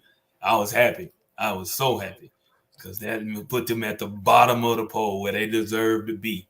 At least Tennessee is disappointing us early. I was about to say, y'all agree with this with Coach At Ryan? some point, I see Tannehill getting benched, single-handedly holding this team back. Wow. Do y'all think it was Tannehill's fault? This game? Oh, Eric checking. He said, "Yeah." You Ron, you agree? You blame him? Okay. No, I don't blame Tannehill. He had his average numbers. Okay. I think this. They got out coached. That's how I see it. I feel like he got out coached. I feel like the Giants came with a better plan. They executed it, and it worked. Sometimes plans do play out better. When coaches put those game plans together, they do play out better. Who else? Let's see who else we got. We just went over that. Vikings we went over earlier. Let's get to them Commanders. Carson Wentz crew stand up, gets the W against a certain person, someone on the show. 3 of these kids is doing their own thing. 3 of these kids are kind of the same. But one of these kids was doing his own thing when he said Trevor Lawrence would play. Now it's time to play our game. So, of course, Trevor Lawrence still did his thing, bro. Trevor Lawrence got an L in state. He got an L on the road, but he was still 24 for 42, 275 yards, and 1 touchdown and 1 interception. Okay. James Robinson, 11 carries, 66 yards, 1 touchdown. Travis Etienne Jr., 4 for 47. Receiving, Christian Kirk, 6 receptions, 117 yards. Zay Jones, 665. Marvin Jones, 4 for 38. Evan Ingram, 4 for 28. Travis Etienne Jr., 2 for 18. Like you said, Trevor Lawrence did not look good, Zach. Wentz did not. He still threw 2 picks. He had 4 touchdowns. 313, 4 touchdowns, 2 interceptions, 2 for. We can't hear you. We can't hear you, Professor. But listen, y'all. Let me tell y'all something about Wentz. He gives you glimpses of perfection of a guy who can really do something, but he always reverts back to the old Carson Wentz. Right now, he's a 1-0 in the season, and you know what I'm saying. Like, what was that you just said a second ago though? Before you went to this, didn't you say this is just week 1? Week 1. Okay, yes, okay. This is the same quarterback that could going to win over the same Jaguars in the playoffs to get into the playoffs last year. But he took care of business. Now, he didn't do it what he was supposed to. Yeah, correct.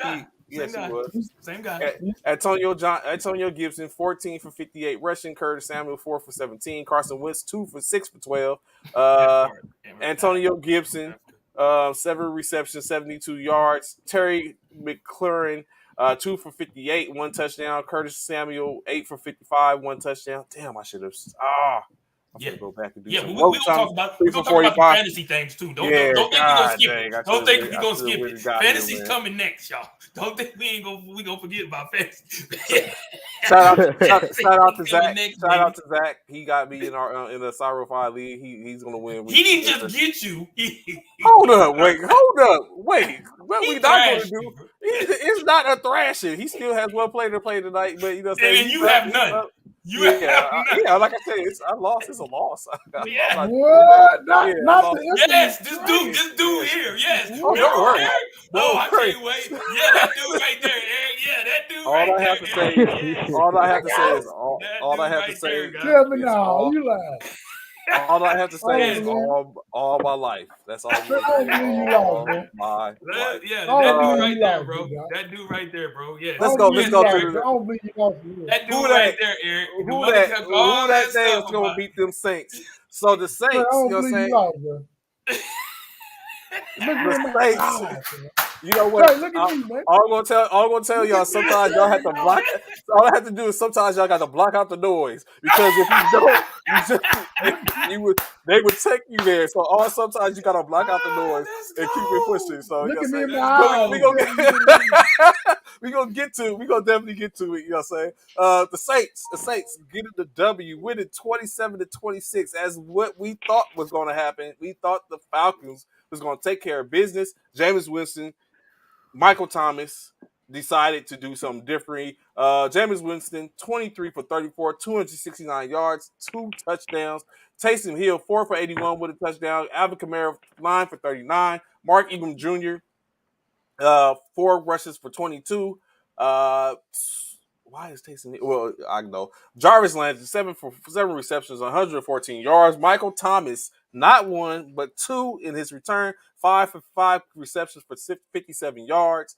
Jawan Johnson, 2 for 43. Chris Overlap, 3 for 41. The Falcons, Marcus Mariota, 20 for 33, 215 yards. Cordell Patterson, 22 carries. They ran him like he's been playing running back since he came into the league. Cordell Patterson, 22 carries for 120 yards and a touchdown. Marcus Mariota contributed with 12 carries, 72 yards and a touchdown. Avery Williams, 2 for 7. Drake London, let's go stand up USC alums. Drake London, 5 receptions for 77 yards. Uh, Almondy Zacchaeus, 4 for 49. Cordero Hodge, 3 for 38. Kyle Pitts, 2 for 19. Cordell Patterson, 3 for 16. Like you said, the Saints was out there. I mean, the Falcons was running for a second, and then Man, they that got that fourth comeback curse on that them. that fourth quarter for the Saints opened the floodgates, and they get the 1-point victory, winning 27-26 to take to tie. I guess they tied in currently with the Buccaneers in the division as of right now. Like again, we'll continue to provide say it's early. It's only week one. A couple other games. I will say this. For Marcus Mariota, Mm-hmm. he didn't play bad. He was 20. We heard 20 for 33 for 215 yards. Mm-hmm. Marcus Mariota, he didn't have any touchdown, but he didn't have any interceptions either. So he didn't turn the ball over. Mm-hmm. However, he didn't get in the end zone. But they did put up 26 points. With that being said, they rushed the ball. They had 2 rushing touchdowns with Marcus Mariota and Cordell Patterson. Marcus Mariota did not look bad at all. Like you said, they was up. They blew a lead again. Once again, they just have that. It's something about that Atlanta team, man. They 20, like Coach was just saying, 20 points. 20 points is they blow leads like it ain't nothing, bro. Like they I don't know. Hey. They got to get about 40 to secure a win for them, because anything in the 20s, they somebody likely to come back on it. But man, shouts out to go ahead, see Eric. All the other comebacks, no excuse for it. But Michael Thomas, yeah, hey, man. Yeah. That man turned whatever he did turn on with. He turned it on. He turned it on. Boy. He turned it on. Boy. He did. He turned it on. He did. I can't knock him. He turned it on. And man, shouts out to Jameis, man. He came out there and balled. Like, I give him that, man. Yeah. Jameis came out there and balled. I ain't gonna lie. Jameis came out there. Yeah, they both is like, hey, we got to stand up now. And so, you know what I'm saying, shouts out to the Saints. You know what I'm saying, they did their thing. Patriots and Dolphins. Of course, you know what I'm saying, the Patriots take on the Dolphins. I'm not. Mac Jones, 21 for 30, 213 yards passing, 1 touchdown, 1 interception. Damian Harris, 9 carries for 48 yards. Ramondre Stevenson, 8 for 25. Jacoby Myers, 4 for 55. Receiving Kendrick Bourne 1 for 41, John Smith 3 for 33, Nelson Aguilar 3 for 28, Hunter Henry 2 for 20, and of course Ty Montgomery 3 for 15 with a touchdown. The Dolphins Tua Tagovailoa 23 for 33, 270, one touchdown. Chase Edmonds led the rushing attack, 12 carries, what the most receptions carries, 12 carries for 25 yards. Raheem Mostert 5 for 16. Jalen Waddle even got 1 for 8. But the receiving, 8 receptions, 94 yards for Tyreek Hill. 17 Jalen Waddle, 4 receptions, 69 yards, and a touchdown to go. Along with that, Chase Edmonds, 4 for 40 yards. Cedric Wilson, 2 for 20. Raheem Mostert, 1 for 16.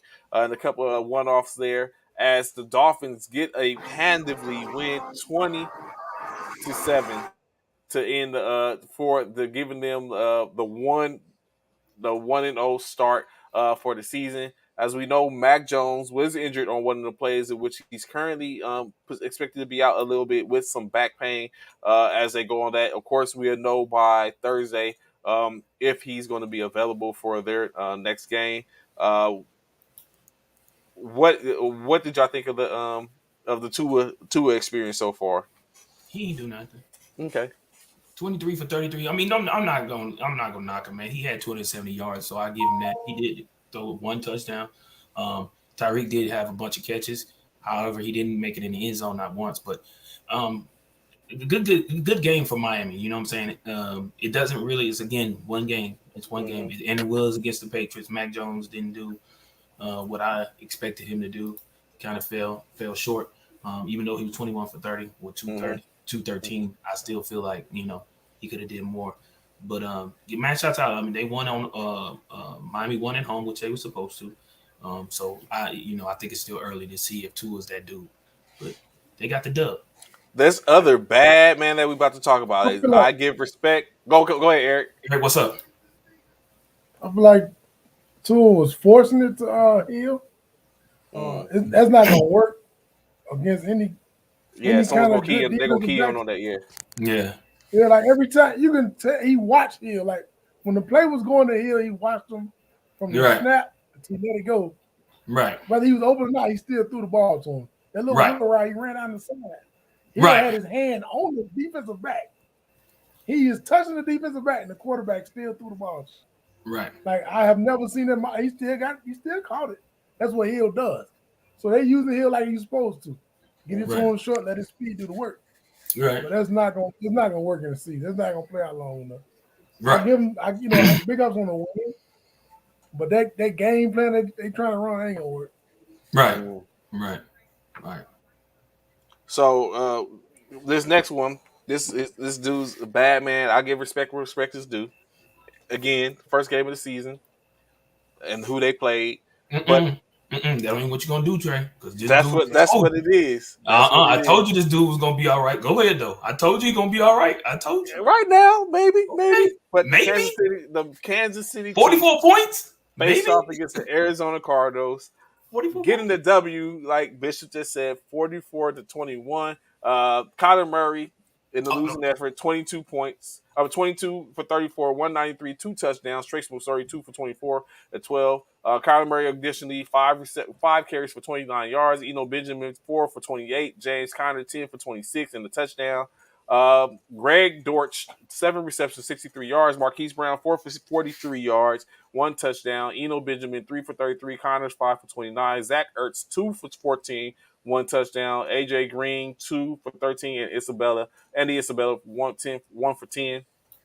But that man, number 15, 30 for 39, 360 yards, 5 touchdowns. 5. And you say he ain't gonna. You say everybody saying he ain't gonna be that man without Tyreek. First week. What? Again, yes, but again, he wasn't up against a potent or even a remotely potent defense. But like I said, all of them are professionals, and he did exactly what he was supposed to do. Russian Isaiah Pacheco, 12 for 62 for 1 touchdown. Kyle Edwards-Helaire, 7 for 42. Jerick McKinnon, 4 for 22. Mahomes even got 3 for 5. Travis Kelce, that man, golly. I told you. I told you God, his dang, man Travis. was going to be Travis Kelce once Tyreek Hill 8 for 121 yards as a tight end. I That's how. told you That's that. how. That's I how. told and one touchdown. I told That's you how. that. That's how. Ma is ahead of me. That's the difference. I He's the told you Travis that. Kelce was the And difference. yeah, quick question though, like, do y'all feel like they made this game plan?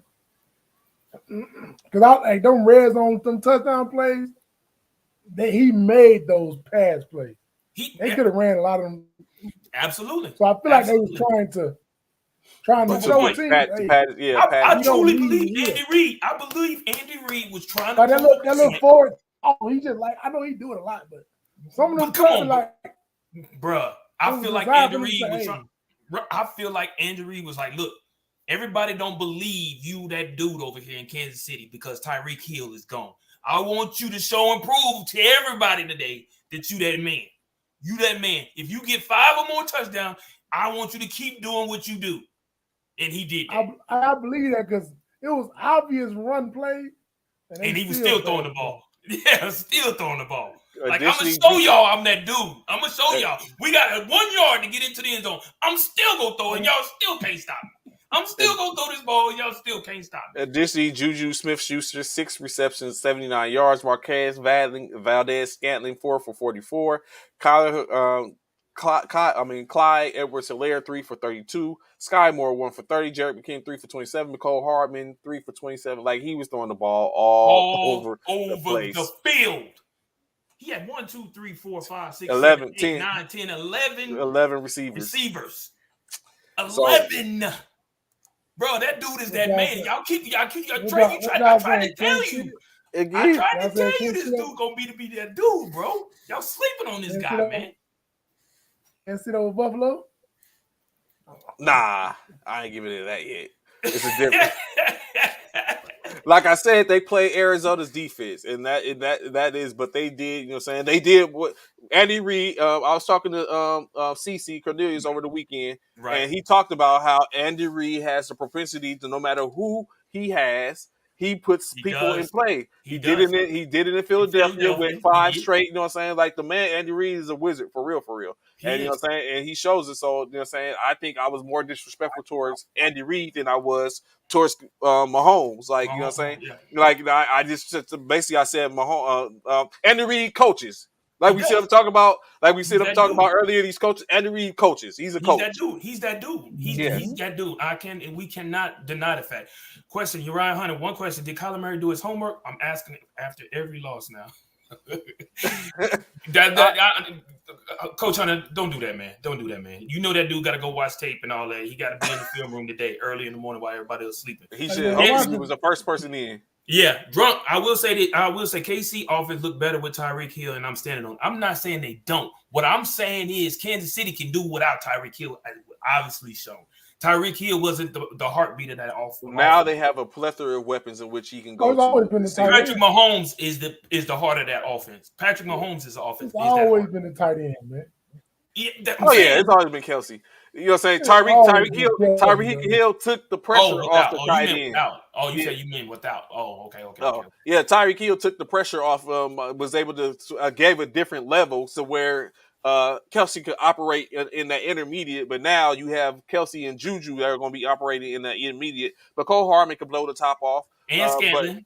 And Scantling, they can blow the tops off. But, I mean, we're going to see, like I said, as we get further into the season, where they start playing defense and stuff like that, that comes across for every team. Like you said, once we start seeing these teams, the only team we can say play the defense and put that thigh out on them at this point is the Buffalo Bills. That's the only team I think we can say that play the defense first week and basically still skull drug them. Yeah, wallop them, you know what I'm saying, and show them like we are. You said the only team? So the Packers ain't got no defense? Hell no. You think the Packers got a defense? Packers ain't really had. Come on, Eric. Come on. We give you props now. But come on, Eric. We'll give you props. Bro. Come on, Eric. We got to go off last year, right? Right. Correct. So last year, the Green Bay Packers, they had a defense did not have last a defense. year. But they don't have that same defense. They don't have that same defense this year, though. Please look. Okay. Okay. I'll give you that. Okay. The same thing for the Vikings. I'll give you that because it's a reason why. But I'll give you that. I give him that. Because technically neither of the Rams have the same defense they had last year either. So Green Bay's defense took a big step. They was 9th overall, 10th in pass defense, and 11th in run, and 14th in scoring. Yeah, exactly. I mean, they were top 10 in defense. Okay. All right. I stand corrected. All right. I got So, you. All right, Eric. All right, Eric. All right. Zach said, I think that bad man will have a chip on his shoulder. He's going to show everyone he'll. You right. I totally agree to that, bro. I think this has been. Y'all know what? I'm gonna say it now. Patrick Mahomes gonna get MVP. Nah. Yes, sir. Good morning, Fred. What up? If he What don't, up? I can agree with that.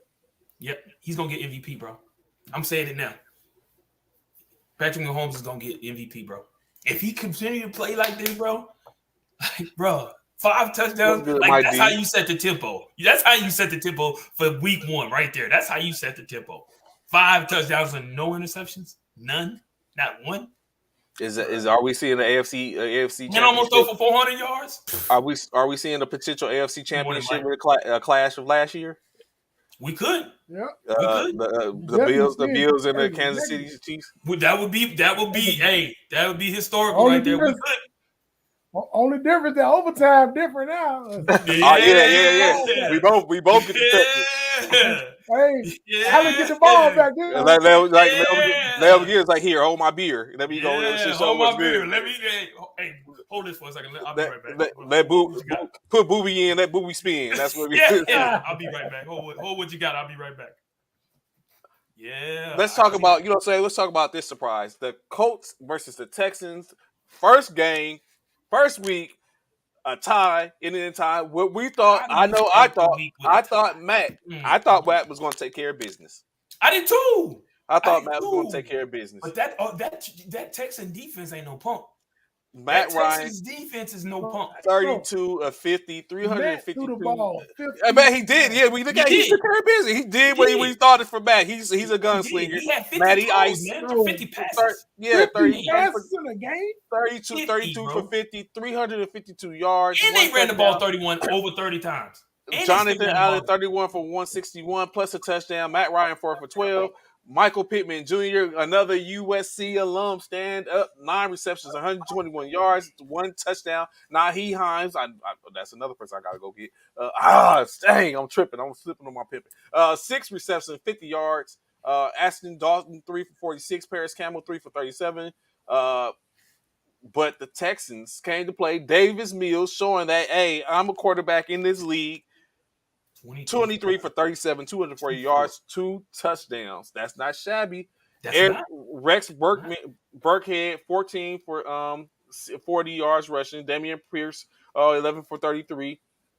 Brandon Cooks, I tried, but someone beat me. Brandon Cooks, 7 for 82. OJ Howard, he has emerged in Houston after being bounced around, 2 for 38, 2 touchdowns. Chris Moore, 3 for 31. Rex Burkhead, 5 for 30. It wasn't a W. They didn't get a W, but they didn't get a loss either. The Houston Texans start off with, I think some Texas fans could take that. They're probably fine with that. I didn't watch the game, so to see if it was in intricacies or anything like that, because we was coming back from DC. What do y'all think about this in-state? Or are Texans here? Is it, or was this just a bad showing from the Colts? Go ahead. I'll let Eric speak about it first, because I'll let Eric. I feel like both of these teams got a lot of growing to do together. Mm-hmm. The coach gonna be all right. They are. They let Matt Ryan continue to do what Matt Ryan does. I agree. They play his style of football. He gonna be. And they got one of the best running backs in the league. Mm-hmm. They got one of the best running backs in the league. So for any quarterback, anytime your coach lets you throw the ball 50 times. That part. In a single game. I don't know that part. If y'all know, bro, 50 passes in a game. That's a lot. You on offense for a long time. That's a lot. Or your coach just trusts you. Yeah, that's a lot. That's rare, man. That's a lot. So I don't know, but I feel like the Texans did better than I thought. I thought Me too. Me too. I really did. Even though it was a coach, Matt Ryan. Even though it was a coach and it was Matt Ryan, We know what Matt Ryan is getting up there in age and stuff like that. I thought the same thing. I thought the Colts was going to come in there in Houston at that. I thought they were going to come in and blow Houston out the water. But Houston had a different story, and so did Mills. I'm actually kind of shocked. I really didn't think that the Houston Texans was going to be competitive enough to beat to even stay with the Colts, and they proved me wrong. But I do agree with Eric. Matt Ryan and them Colts, they're going to be problems. They're going to be problems. If he could throw 50, if he throwing 50 passes a game, yeah, and running the ball 31 times, over 31 times, oh, they finna be problems. They finna be problems. They just got to figure out. They got some areas in certain areas they got to work on. Once they figure, if they can figure that out, they're going to be problems. They're going to be problems. Coach Ryan said Lovie Smith pissed him off by conservative and setting for a tie. Some crap he did, same crap he did in Chicago. Played to win the game. So what was that? Because they didn't even go into an overtime. Like, yeah, they went to overtime. That was it. That was it. I ain't see. I even go to get a chance to see any. I didn't see that game either. But yeah, so it's like it's. But I mean, it's like I said, it's not a loss. It's not a win. Lovie Smith, he's still. He hasn't lost as a head coach in Houston yet, so he could say that. We said we thought we were going to outplay Atlanta. Nobody won the AFC South. Who? The Colts? Nobody won their division. Oh yeah. Coach Texans, they tied. Yeah, right. You're right. Oh, so that's crazy. That is crazy. Nobody won.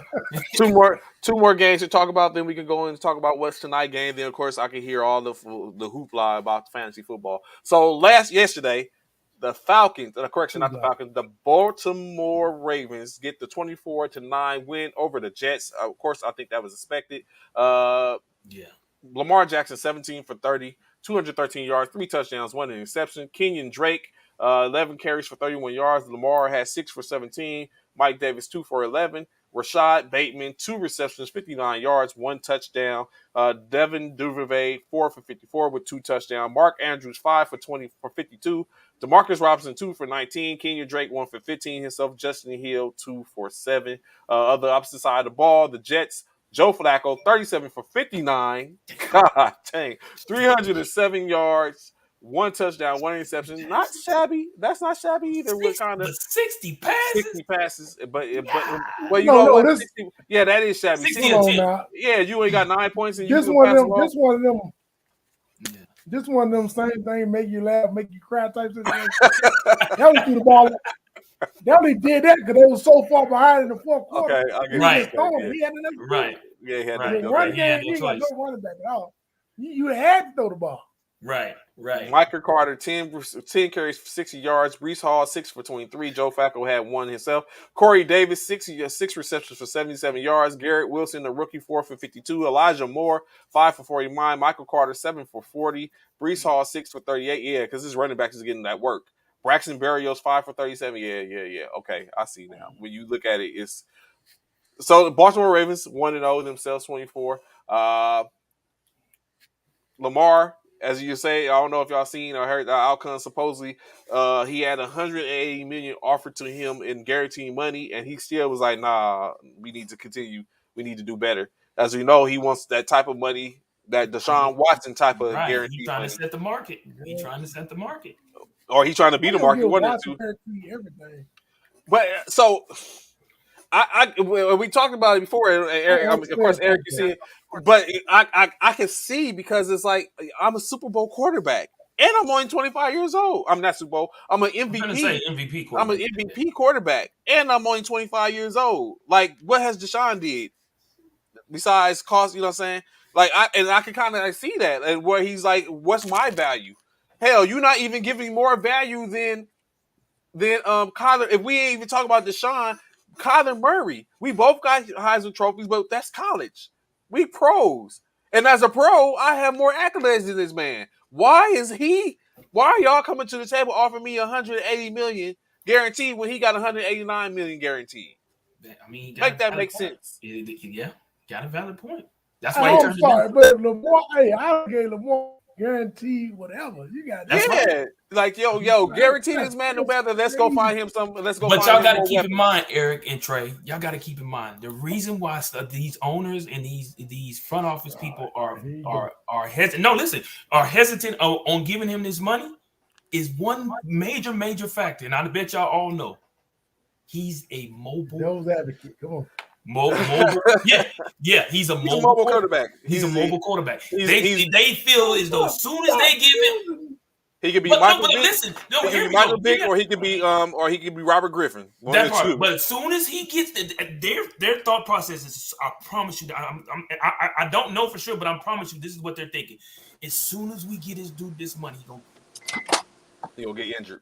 He gonna get injured and be out for the season. He's been This playing with is my injuries. thing when they say, Hold on, Eric. He's been playing with injuries in the past couple of seasons now. He's been out. He ain't been out for long periods of time, but he's had some injuries. So I'm telling you, that's their thought process. I'm telling you, that's why they so hesitant. I guarantee. To give him big money. Yeah, to give him big this is money. what I'm saying. You spoke on he's a dual threat quarterback. Mm-hmm. And that's the same team that's trying to get him to stay in the pocket. Right. So they don't even want to use a man as a dual threat. So why would they even use that to pay him? That's not even in what they want him for. Right. They want him in the pocket. Well, just like they wanted Vic in the pocket, but we know he's more dangerous outside the pocket. Oh boy. Eagles wanted Vic in the pocket. That's the only team that wanted. Atlanta wanted him to run. That's why they spread him out, gave him 5 receivers, and hope you will let your linebacker lead. He's gonna take off running every time. I mean, I get you. Eagles only want him in the pocket. I get, but he hurt everybody outside the pocket when he got out. And I think that, and again, that's just my theory in regards to why they haven't paid Flacco yet. I mean, why they haven't paid Lamar is that they don't want risk factor. In my opinion, I think it's a risk factor on why they won't pay Lamar Jackson the money in which he deserves. They, like you said, like Trey said, they offered him 180 guaranteed. He was like, nah, how y'all gonna give me less than all these other cats and I'm an MVP winner? There's no way. I gotta look into how contracts play out because they gonna try to franchise them. Mm-hmm. So they can franchise. So it doesn't do well. It don't bode well to franchise tag them additionally because when they do the franchise tag, the top 3 players in your position is an average of their money that you get paid for that 1 year. So it makes no sense to do that because they're going to instate that. Remember they did that with Kirk Cousins when he was in Washington. So he's trying to get that guaranteed money to guarantee and he can play hardball. I guess he ain't got to pay no agent. He's only paying himself because he's doing the negotiating. So he's definitely playing hardball, but he's playing with house money. But at the same time, like he has to take in consideration like what his play is going to dictate them, forcing them to have to, because they could come back next year and try to fight and franchise tag him, but they're going to have to pay a pretty penny for him. And I mean, maybe it's a strategy. If he does enough to play, maybe they come back and be like, "Yo, we ain't got no choice but to sit up and to give you your money that you're asking for." But at that point, I was like, "Nah, you can't. That's last year's numbers. Like, I need money for this year." That part. He's overdue. It's He's the logic behind it to me, man. Right. You let the man play. You let him on your team for 4 or 5 years. He has control of your team. Now you don't want to pay him. You definitely going to go bring somebody else in and try to reincorporate your offense. That's crazy. You should just pay the man now. There's going to be more money later. That's what I said earlier. I said that about a week ago. I said the longer y'all hold out, the more y'all gonna end up paying this dude. Especially if he keeps winning and he does. As long as he don't get hurt, y'all gonna end up paying this more and more and more and more. As long as he keep winning and keep playing the way he playing, I'm telling you, in the long run, y'all gonna hurt yourself. Ron, why are they playing with his money? Are they playing with his money? Yeah, they playing with his money. They giving him offers. He just ain't taking them. So they playing with his money. They playing with his money because they giving him BS offers. Ron, what you say? And then they sabotaging the offense on the low key, so he looked bad. And they sabotaging the offense. Ron say anything, man. They ain't got nothing to do with nothing, man. They gonna we make sure he look bad. Ron created a whole other One minute, narrative. Ron Like, got oh, the that's what's scenario. going on. That's what's A whole going on. nother scenario, They bro. sit up and thinking this. They making the offense Ron look compare bad. everything to his fantasy team. Had Duvernay out there balling. Who He Duvernay? did. Number Robert one now? Duvernay, he Oh did. my god. Duvernay was balling. He was. I'm like, dang, he ain't get picked on nobody's fantasy team. Robert That's true Duvernay. though, bro. And now people gonna drink the If Kool-Aid the and go Ravens get him. make They're the gonna be playoffs, struggling. Yeah. if the Ravens see the playoffs, they're gonna have to pay that man highest paid quarterback number. Oh, absolutely. And that's what he always done. He hasn't missed the playoffs yet, Eric. It's crazy. Yeah. Yeah. I So, would pay that last man. game- It's disrespectful. It's very Last game played of the week. Of course, the Pittsburgh Steelers got the W, beating the Cincinnati Bengals 23-20. But they did end up losing some of the first off. Mitchell Trubisky, 21 for 38, 194 yards, 1 touchdown. Trace Claypool rushed for 6 carries for 36 yards. Najee Harris, 10 for 23. Mitch Trubisky, 3 for 9. Pratt Freeman. I go back to the offer that was given to me for this particular tight end, in which I didn't take. 5 for 75 yards. Deontay Johnson, 7 for 55. Zach Gentry, 2 for 40. Chase Claypool, 4 for 18 in his own. Najee Harris, 2 for 3 and a touchdown.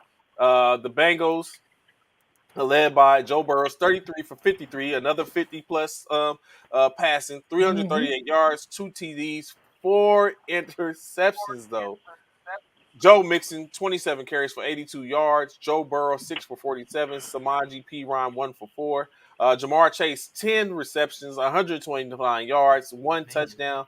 Joe Mixon, 7 for 63. Hayden Hurst, 5 for 46. Tyler Boyd, 4 for 33 with a touchdown. Samaje P. Ryan, 3 for 33. T. Higgins, 2 for 27. But they couldn't get the W. In this game, however, T.J. Watt, linebacker for the Pittsburgh Steelers, potentially out with a torn pectoral muscle, as well as Najee Harris might be out as well with an injury. Barrel of riches, go like Ron's exact emotion. Like just when you thought things was gonna get good, and Ron's saying very sexy. This is where we're at with it now. Gentlemen, your take on the game last night was how did Pittsburgh look like it was another Pittsburgh season? got Another off, man. Pittsburgh got off. They got off by the skin of their teeth, man. They barely got that dub. They got it. It is what it is. I can't knock them for getting it. They got it. However, they were on the road playing the AFC champions. Why are you making it seem like they was playing the Jaguars? Man, come on, man. Stop it. Hey, man, just listen, bro. Joe Burrow is exactly what I thought he was. Joe Burrow was a one-hit wonder. He sang his best song last year. Okay, y'all keep saying that. Okay. Just like y'all think that hangover. That hangover ain't gonna do. Watch this. Listen to it. It's just like any other sport you play. Mm-hmm. When they didn't have tape on Joe Burrow last year, enough film to figure out how he played, nobody knew how to stop him.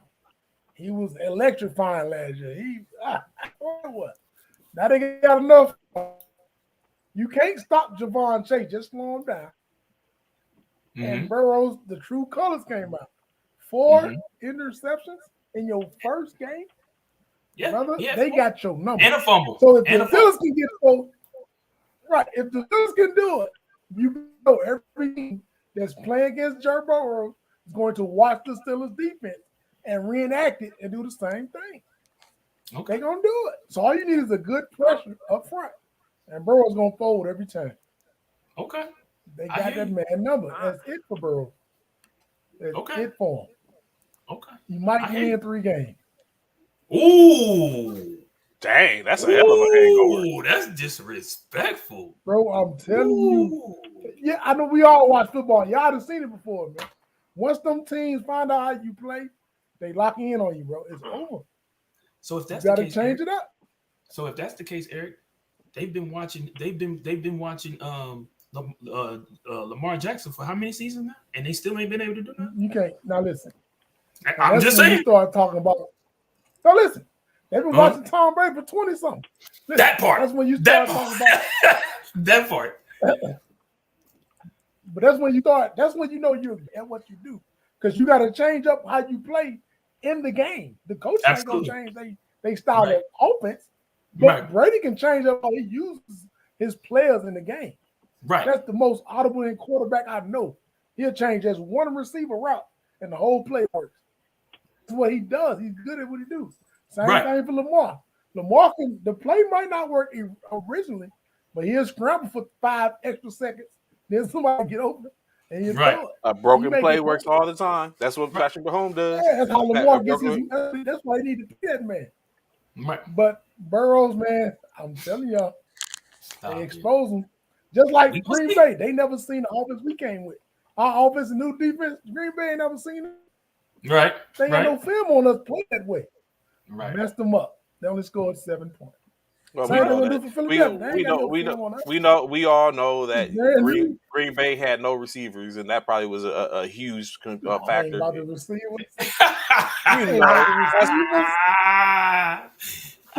What's Chicago?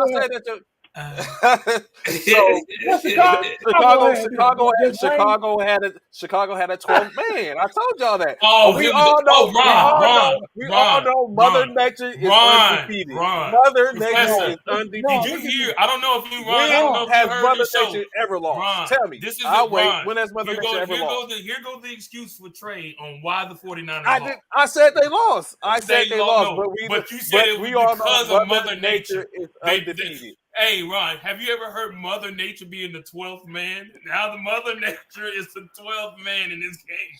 Like, really, dude? Like only one team had to deal with it. Thank you. That's what I said, Ron. But it was the other two's environment. It was the other team's environment. We just here for the Niners today. That's exactly what she said. She know what she did? She told the Bears to hold her beer. That's exactly what happened. Hey, Trey, man. I said the same thing, bro. Yes, sir. No, seriously, no. Like, Trey, do you really, like, you joking, or you really believe that? No, so what I'm saying is it's environment. This is what 100% meaning. Listen to me. Yes, sir. Go ahead. They are paying these men this kind of money to play this sport. To play the game. I completely agree. Out of all the men on earth that can play football, they have selected these select few. Right. And you telling me out of the 32 quarterbacks in the NFL that only on earth there's 32 men that play quarterback. You're telling me that starting quarterback. That your quarterback. At this 31st quarterback, he was your quarterback reason for not doing what he needed to do. No. Don't get me wrong. He messed up. He did mess up. He messed up. It was the rain's fault. And you know what? It was no, I'm not saying it was the rain's fault. So just like I'm talking about in Green Bay, there were certain factors that contributed to why Aaron Rodgers got skull drug. But let's not remove the fact of last year. Let's not remove the fact of last year. Aaron Rodgers got skull drug, and they end up becoming the number one seeded NFC team. So but for the first game, there were factors that was in place, and I don't care what we say, we cannot dismiss the fact of, just like we said, hence the reason why I said Aaron Rodgers is going to have a bad season this year is because he doesn't have in real time, his offense is improving. He doesn't have anybody. Like even y'all put the clamps on Aaron. Y'all put the clamps on Aaron Jones, and that's what y'all needed to. If y'all clamp Aaron Jones and AJ Dillon, like they was running dual head, they was running Aaron Jones and AJ Dillon at the same time. That's because how non-existent the offense was. That was a factor. They don't have it. It wasn't the new defense that we got. No, I would say that. I mean, that's a fact. That's it too, but that's a factor as well. But I'm talking about from what they can help. They can't help who y'all got. They only can help what they have. And then that being said, so they take away. So you telling me a man lose one receiver, and all of a sudden his whole offense is. Ron even said it. Now? Ron said it. He was clean on Tyreek Hill left. So Tyreek Hill left, and they quarterback threw 5 touchdowns. Speak on that's different. Speak on. Oh no, how that's different? It's different for the reason we said exactly. And what did Tyreek Hill left, but we said and we stated Andy Reid is the engine in that train. No, Trey, don't you do that because it wasn't about, and you was talking about Patrick Mahomes, Patrick the Great, not being able to. You said he was not going to come out and be the player he was with Tyreek Hill, and but you know what? I'll peep this game. True enough, honestly, that is correct. But wait until he's in the position. He wasn't in any position to where he had to do something differently. Like I said, Patrick Mahomes, in my opinion, his game is like we just talked about, when you sit up in the ability to scramble to get out of plays and extend the play. That is what he was known for, and that's what his strongest asset was. And that asset was that Tyreek Hill. He didn't have to do that yesterday. He wasn't in those type of positions where he had to sit up and scramble and do that type of stuff. Wait until he's in those type of games, and then we're not going to see that. We're not going to see a 5 touchdown game unless they're going tit for tat, and he's in a dogfight. Those are the times when we're going to see where that comes out at. That's what I'm saying. In essence, but at the end state is Andy Reid for years has been that dude. And I omitted the fact to sit up and talk about that. As far as Patrick Mahomes go, remember I said I think that Patrick Mahomes' numbers aren't going to be that great. He started out with great numbers. It remains to be seen. Like we said, we still got 16 games. So what I got from this is Trey Lance on a sunshiny day is the best quarterback in the league. No, I won't even say that. Here's the reason I like keep Jimmy Garoppolo around. I would not. That's why I say keep Jimmy Garoppolo around, because it might not be Trey Lance's year. What was you saying, I'm Ross? looking at y'all. What you saying, Ross? I'm looking at y'all penalties too, Trey. I don't know how y'all got 12 and the Bears only got 3, but I'm looking at Trey Lance on that. It's not Shanahan. That's that veteran leadership y'all missing. Yeah, it's not. It's like Trey Lance came to the podium and said, "I missed receivers. I missed this. I did that." He pointed out everything in which he did. He understands what it is that he done. So I know for a fact, you know what I'm saying? But I will say that you can't omit the fact of that environment wasn't helpful to him or anyone for that fact of the matter. Because honestly, Soldier Field. Yeah, you know what I'm saying? And that's Soldier Field. No different than if when during the playoffs you go play at the frozen tundra.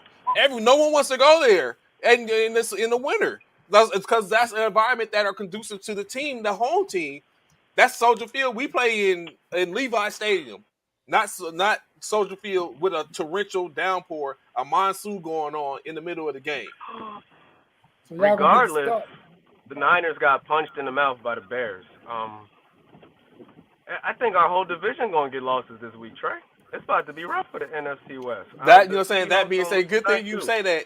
Last game, as we talk about it before we get ready to get up out of here, tonight's game, Denver Broncos versus the Seattle Seahawks. Who y'all got?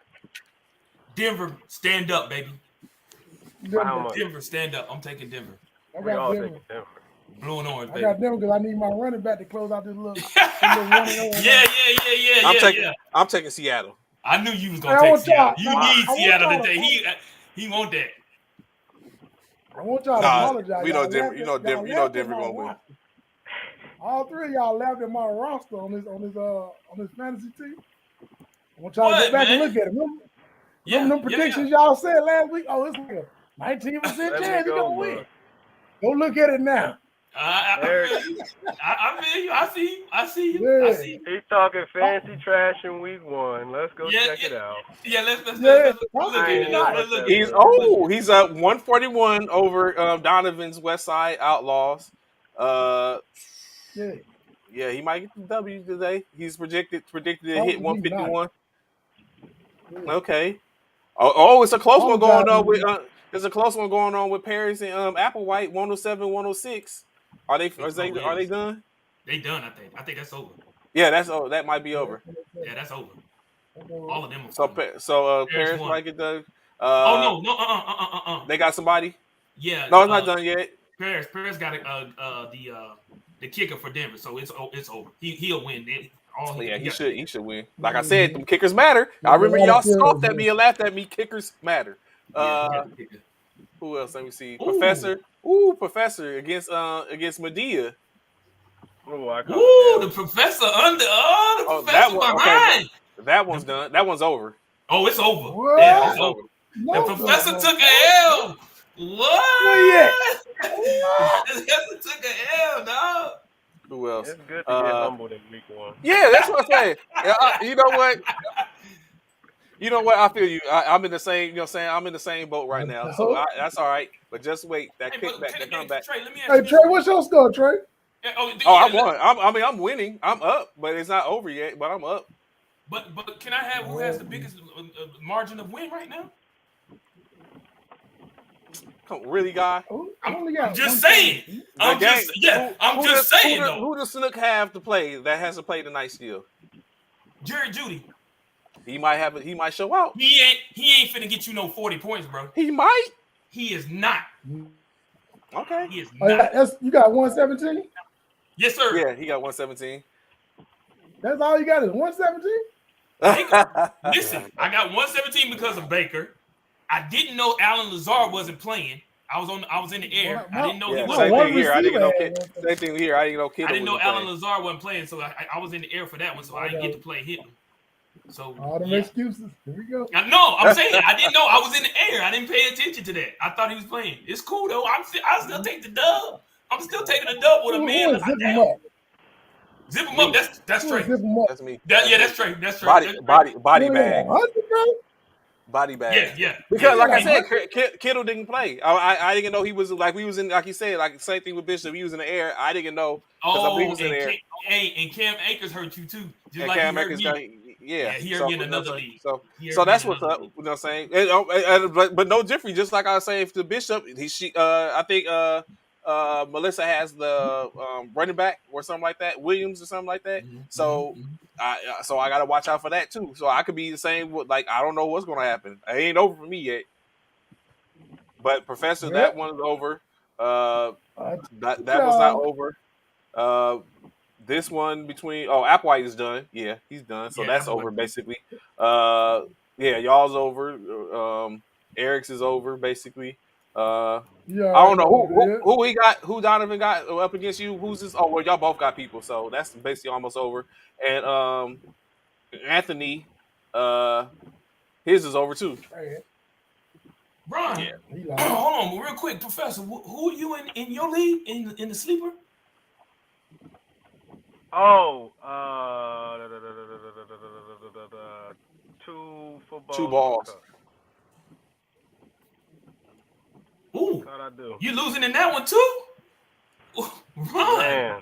Ron, really? You losing in that one too? I thought Ron, humble. You eating some humble pie like a motherfucker today, bro. Good God. Hey, you said at the end of the season you get vote by your name, right? Bruh. Ron. I gotta blame Jameis Winston. I drafted Kamara on all my teams. Oh, here we go. I don't know. Oh, y'all boy got more excuses. Yeah, I'm winning in that one too. Just so y'all know, I'm winning in that one too. I think I might have won that one. I think that one might be over. Yeah, I won that one as well. I think that one might be over. Hey, I still got that little list that y'all counted too.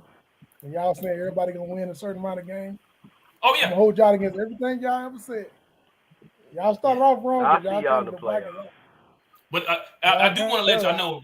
I do want to let y'all know that Savvy or Trey. That's it. I knew we was going here. Go ahead. This dude here, Trey. This dude here. We have our own league in our fraternity, and he got thrashed 147 to 137. In the laces out. Got hold of him. Zach Styles. I see you, dog. I see you, Zach. I see you, Zach. See you, Zach. Oh my! You know what's it? So the animosity comes from last year. I started out 5-0, and I was the only. And then I walked over to another conference and I got it. So I give it like again. Travis Kelce and Jefferson did their thing. Would put them ahead. And you know, that's what's up. I'm gonna take my L. It's not a problem. It's the first season, and only thing that happened is what it could have been undefeated is not going to be that. So that just means I got to go ahead and take care of business. So it's gonna be some body bags soon enough. I can't talk though. I can't talk because Rashad Penny is playing tonight, and I'm only up by 16 points. So if he has a good game versus the Denver Broncos, he gonna get negative. My LB could actually beat. And I thought y'all was good at this fantasy football. Right now, I I'm am. 3-0. Right now, I'm 3-0. Right now, I'm Oh 3-0. my Just wait. God. Just wait for it. Just Eric wait won for it. because of 2 players. If it Hey, was 40 points, Hey, yeah, Eric turned Eric into the feeling fantasy himself right god now. on us. Hold on, Bishop, who I Eric told got you, next? Bishop. Got him. Bishop, hey, I got Bishop, him look next at me. week. Look at me. He Bishop, look said, at me in my eyes. He said, look at me. I What's told you. Yeah, you said it. Only You week- said it. The You only said it. week I'm gonna lose is the bye week. I told you that. Oh, Okay. man. Okay. Eric said he only week That's he gonna Bishop lose. 2-0 next week now. All y'all Eagles fans, That's- here we go. That's big talk. Now we got to go to the schedule and see who you play next. I think. Here we Let go me to see who he got week again. 2. Let me see who we got next week. Week 2, he got who? Let me see who he got week 2. I need to see that. I'm Who keeping you my got? same roster because we're gonna kill the Eagles. So the same roster gonna run again. I ain't changing. Oh, he got me. Oh, He head got to me. head. Let's go. And He we got playing. me. Hey, look. Let's And go. we playing y'all. That's So right. it's your Let's team. go. That's So gonna be check that's it out. woo. So your Let's team, go. your own team about to let you get whooped in fantasy. No, they're not. No, they're not. No, they're not. Hey, I'm not right changing now, nothing. The Vikings hey, Professor Trey, they got me projected to beat him 124 to 113 right now. That's projection. There you go. That Right now. projection. Here you That's go that again. projection. Here we go. Here you Here go. we go. That's right. I got Eric. We gonna humble. You talking about some humble pie? Ron, here's some Hey, they humble got pie coming. Here's some humble pie. I'm Hey, baking they it got up the tonight. I'm baking it up. They got the Eagles projected to beat the Vikings too. It's gonna happen. It's gonna It's happen. just projected. It's gonna happen, baby. It's gonna happen. It is gonna happen.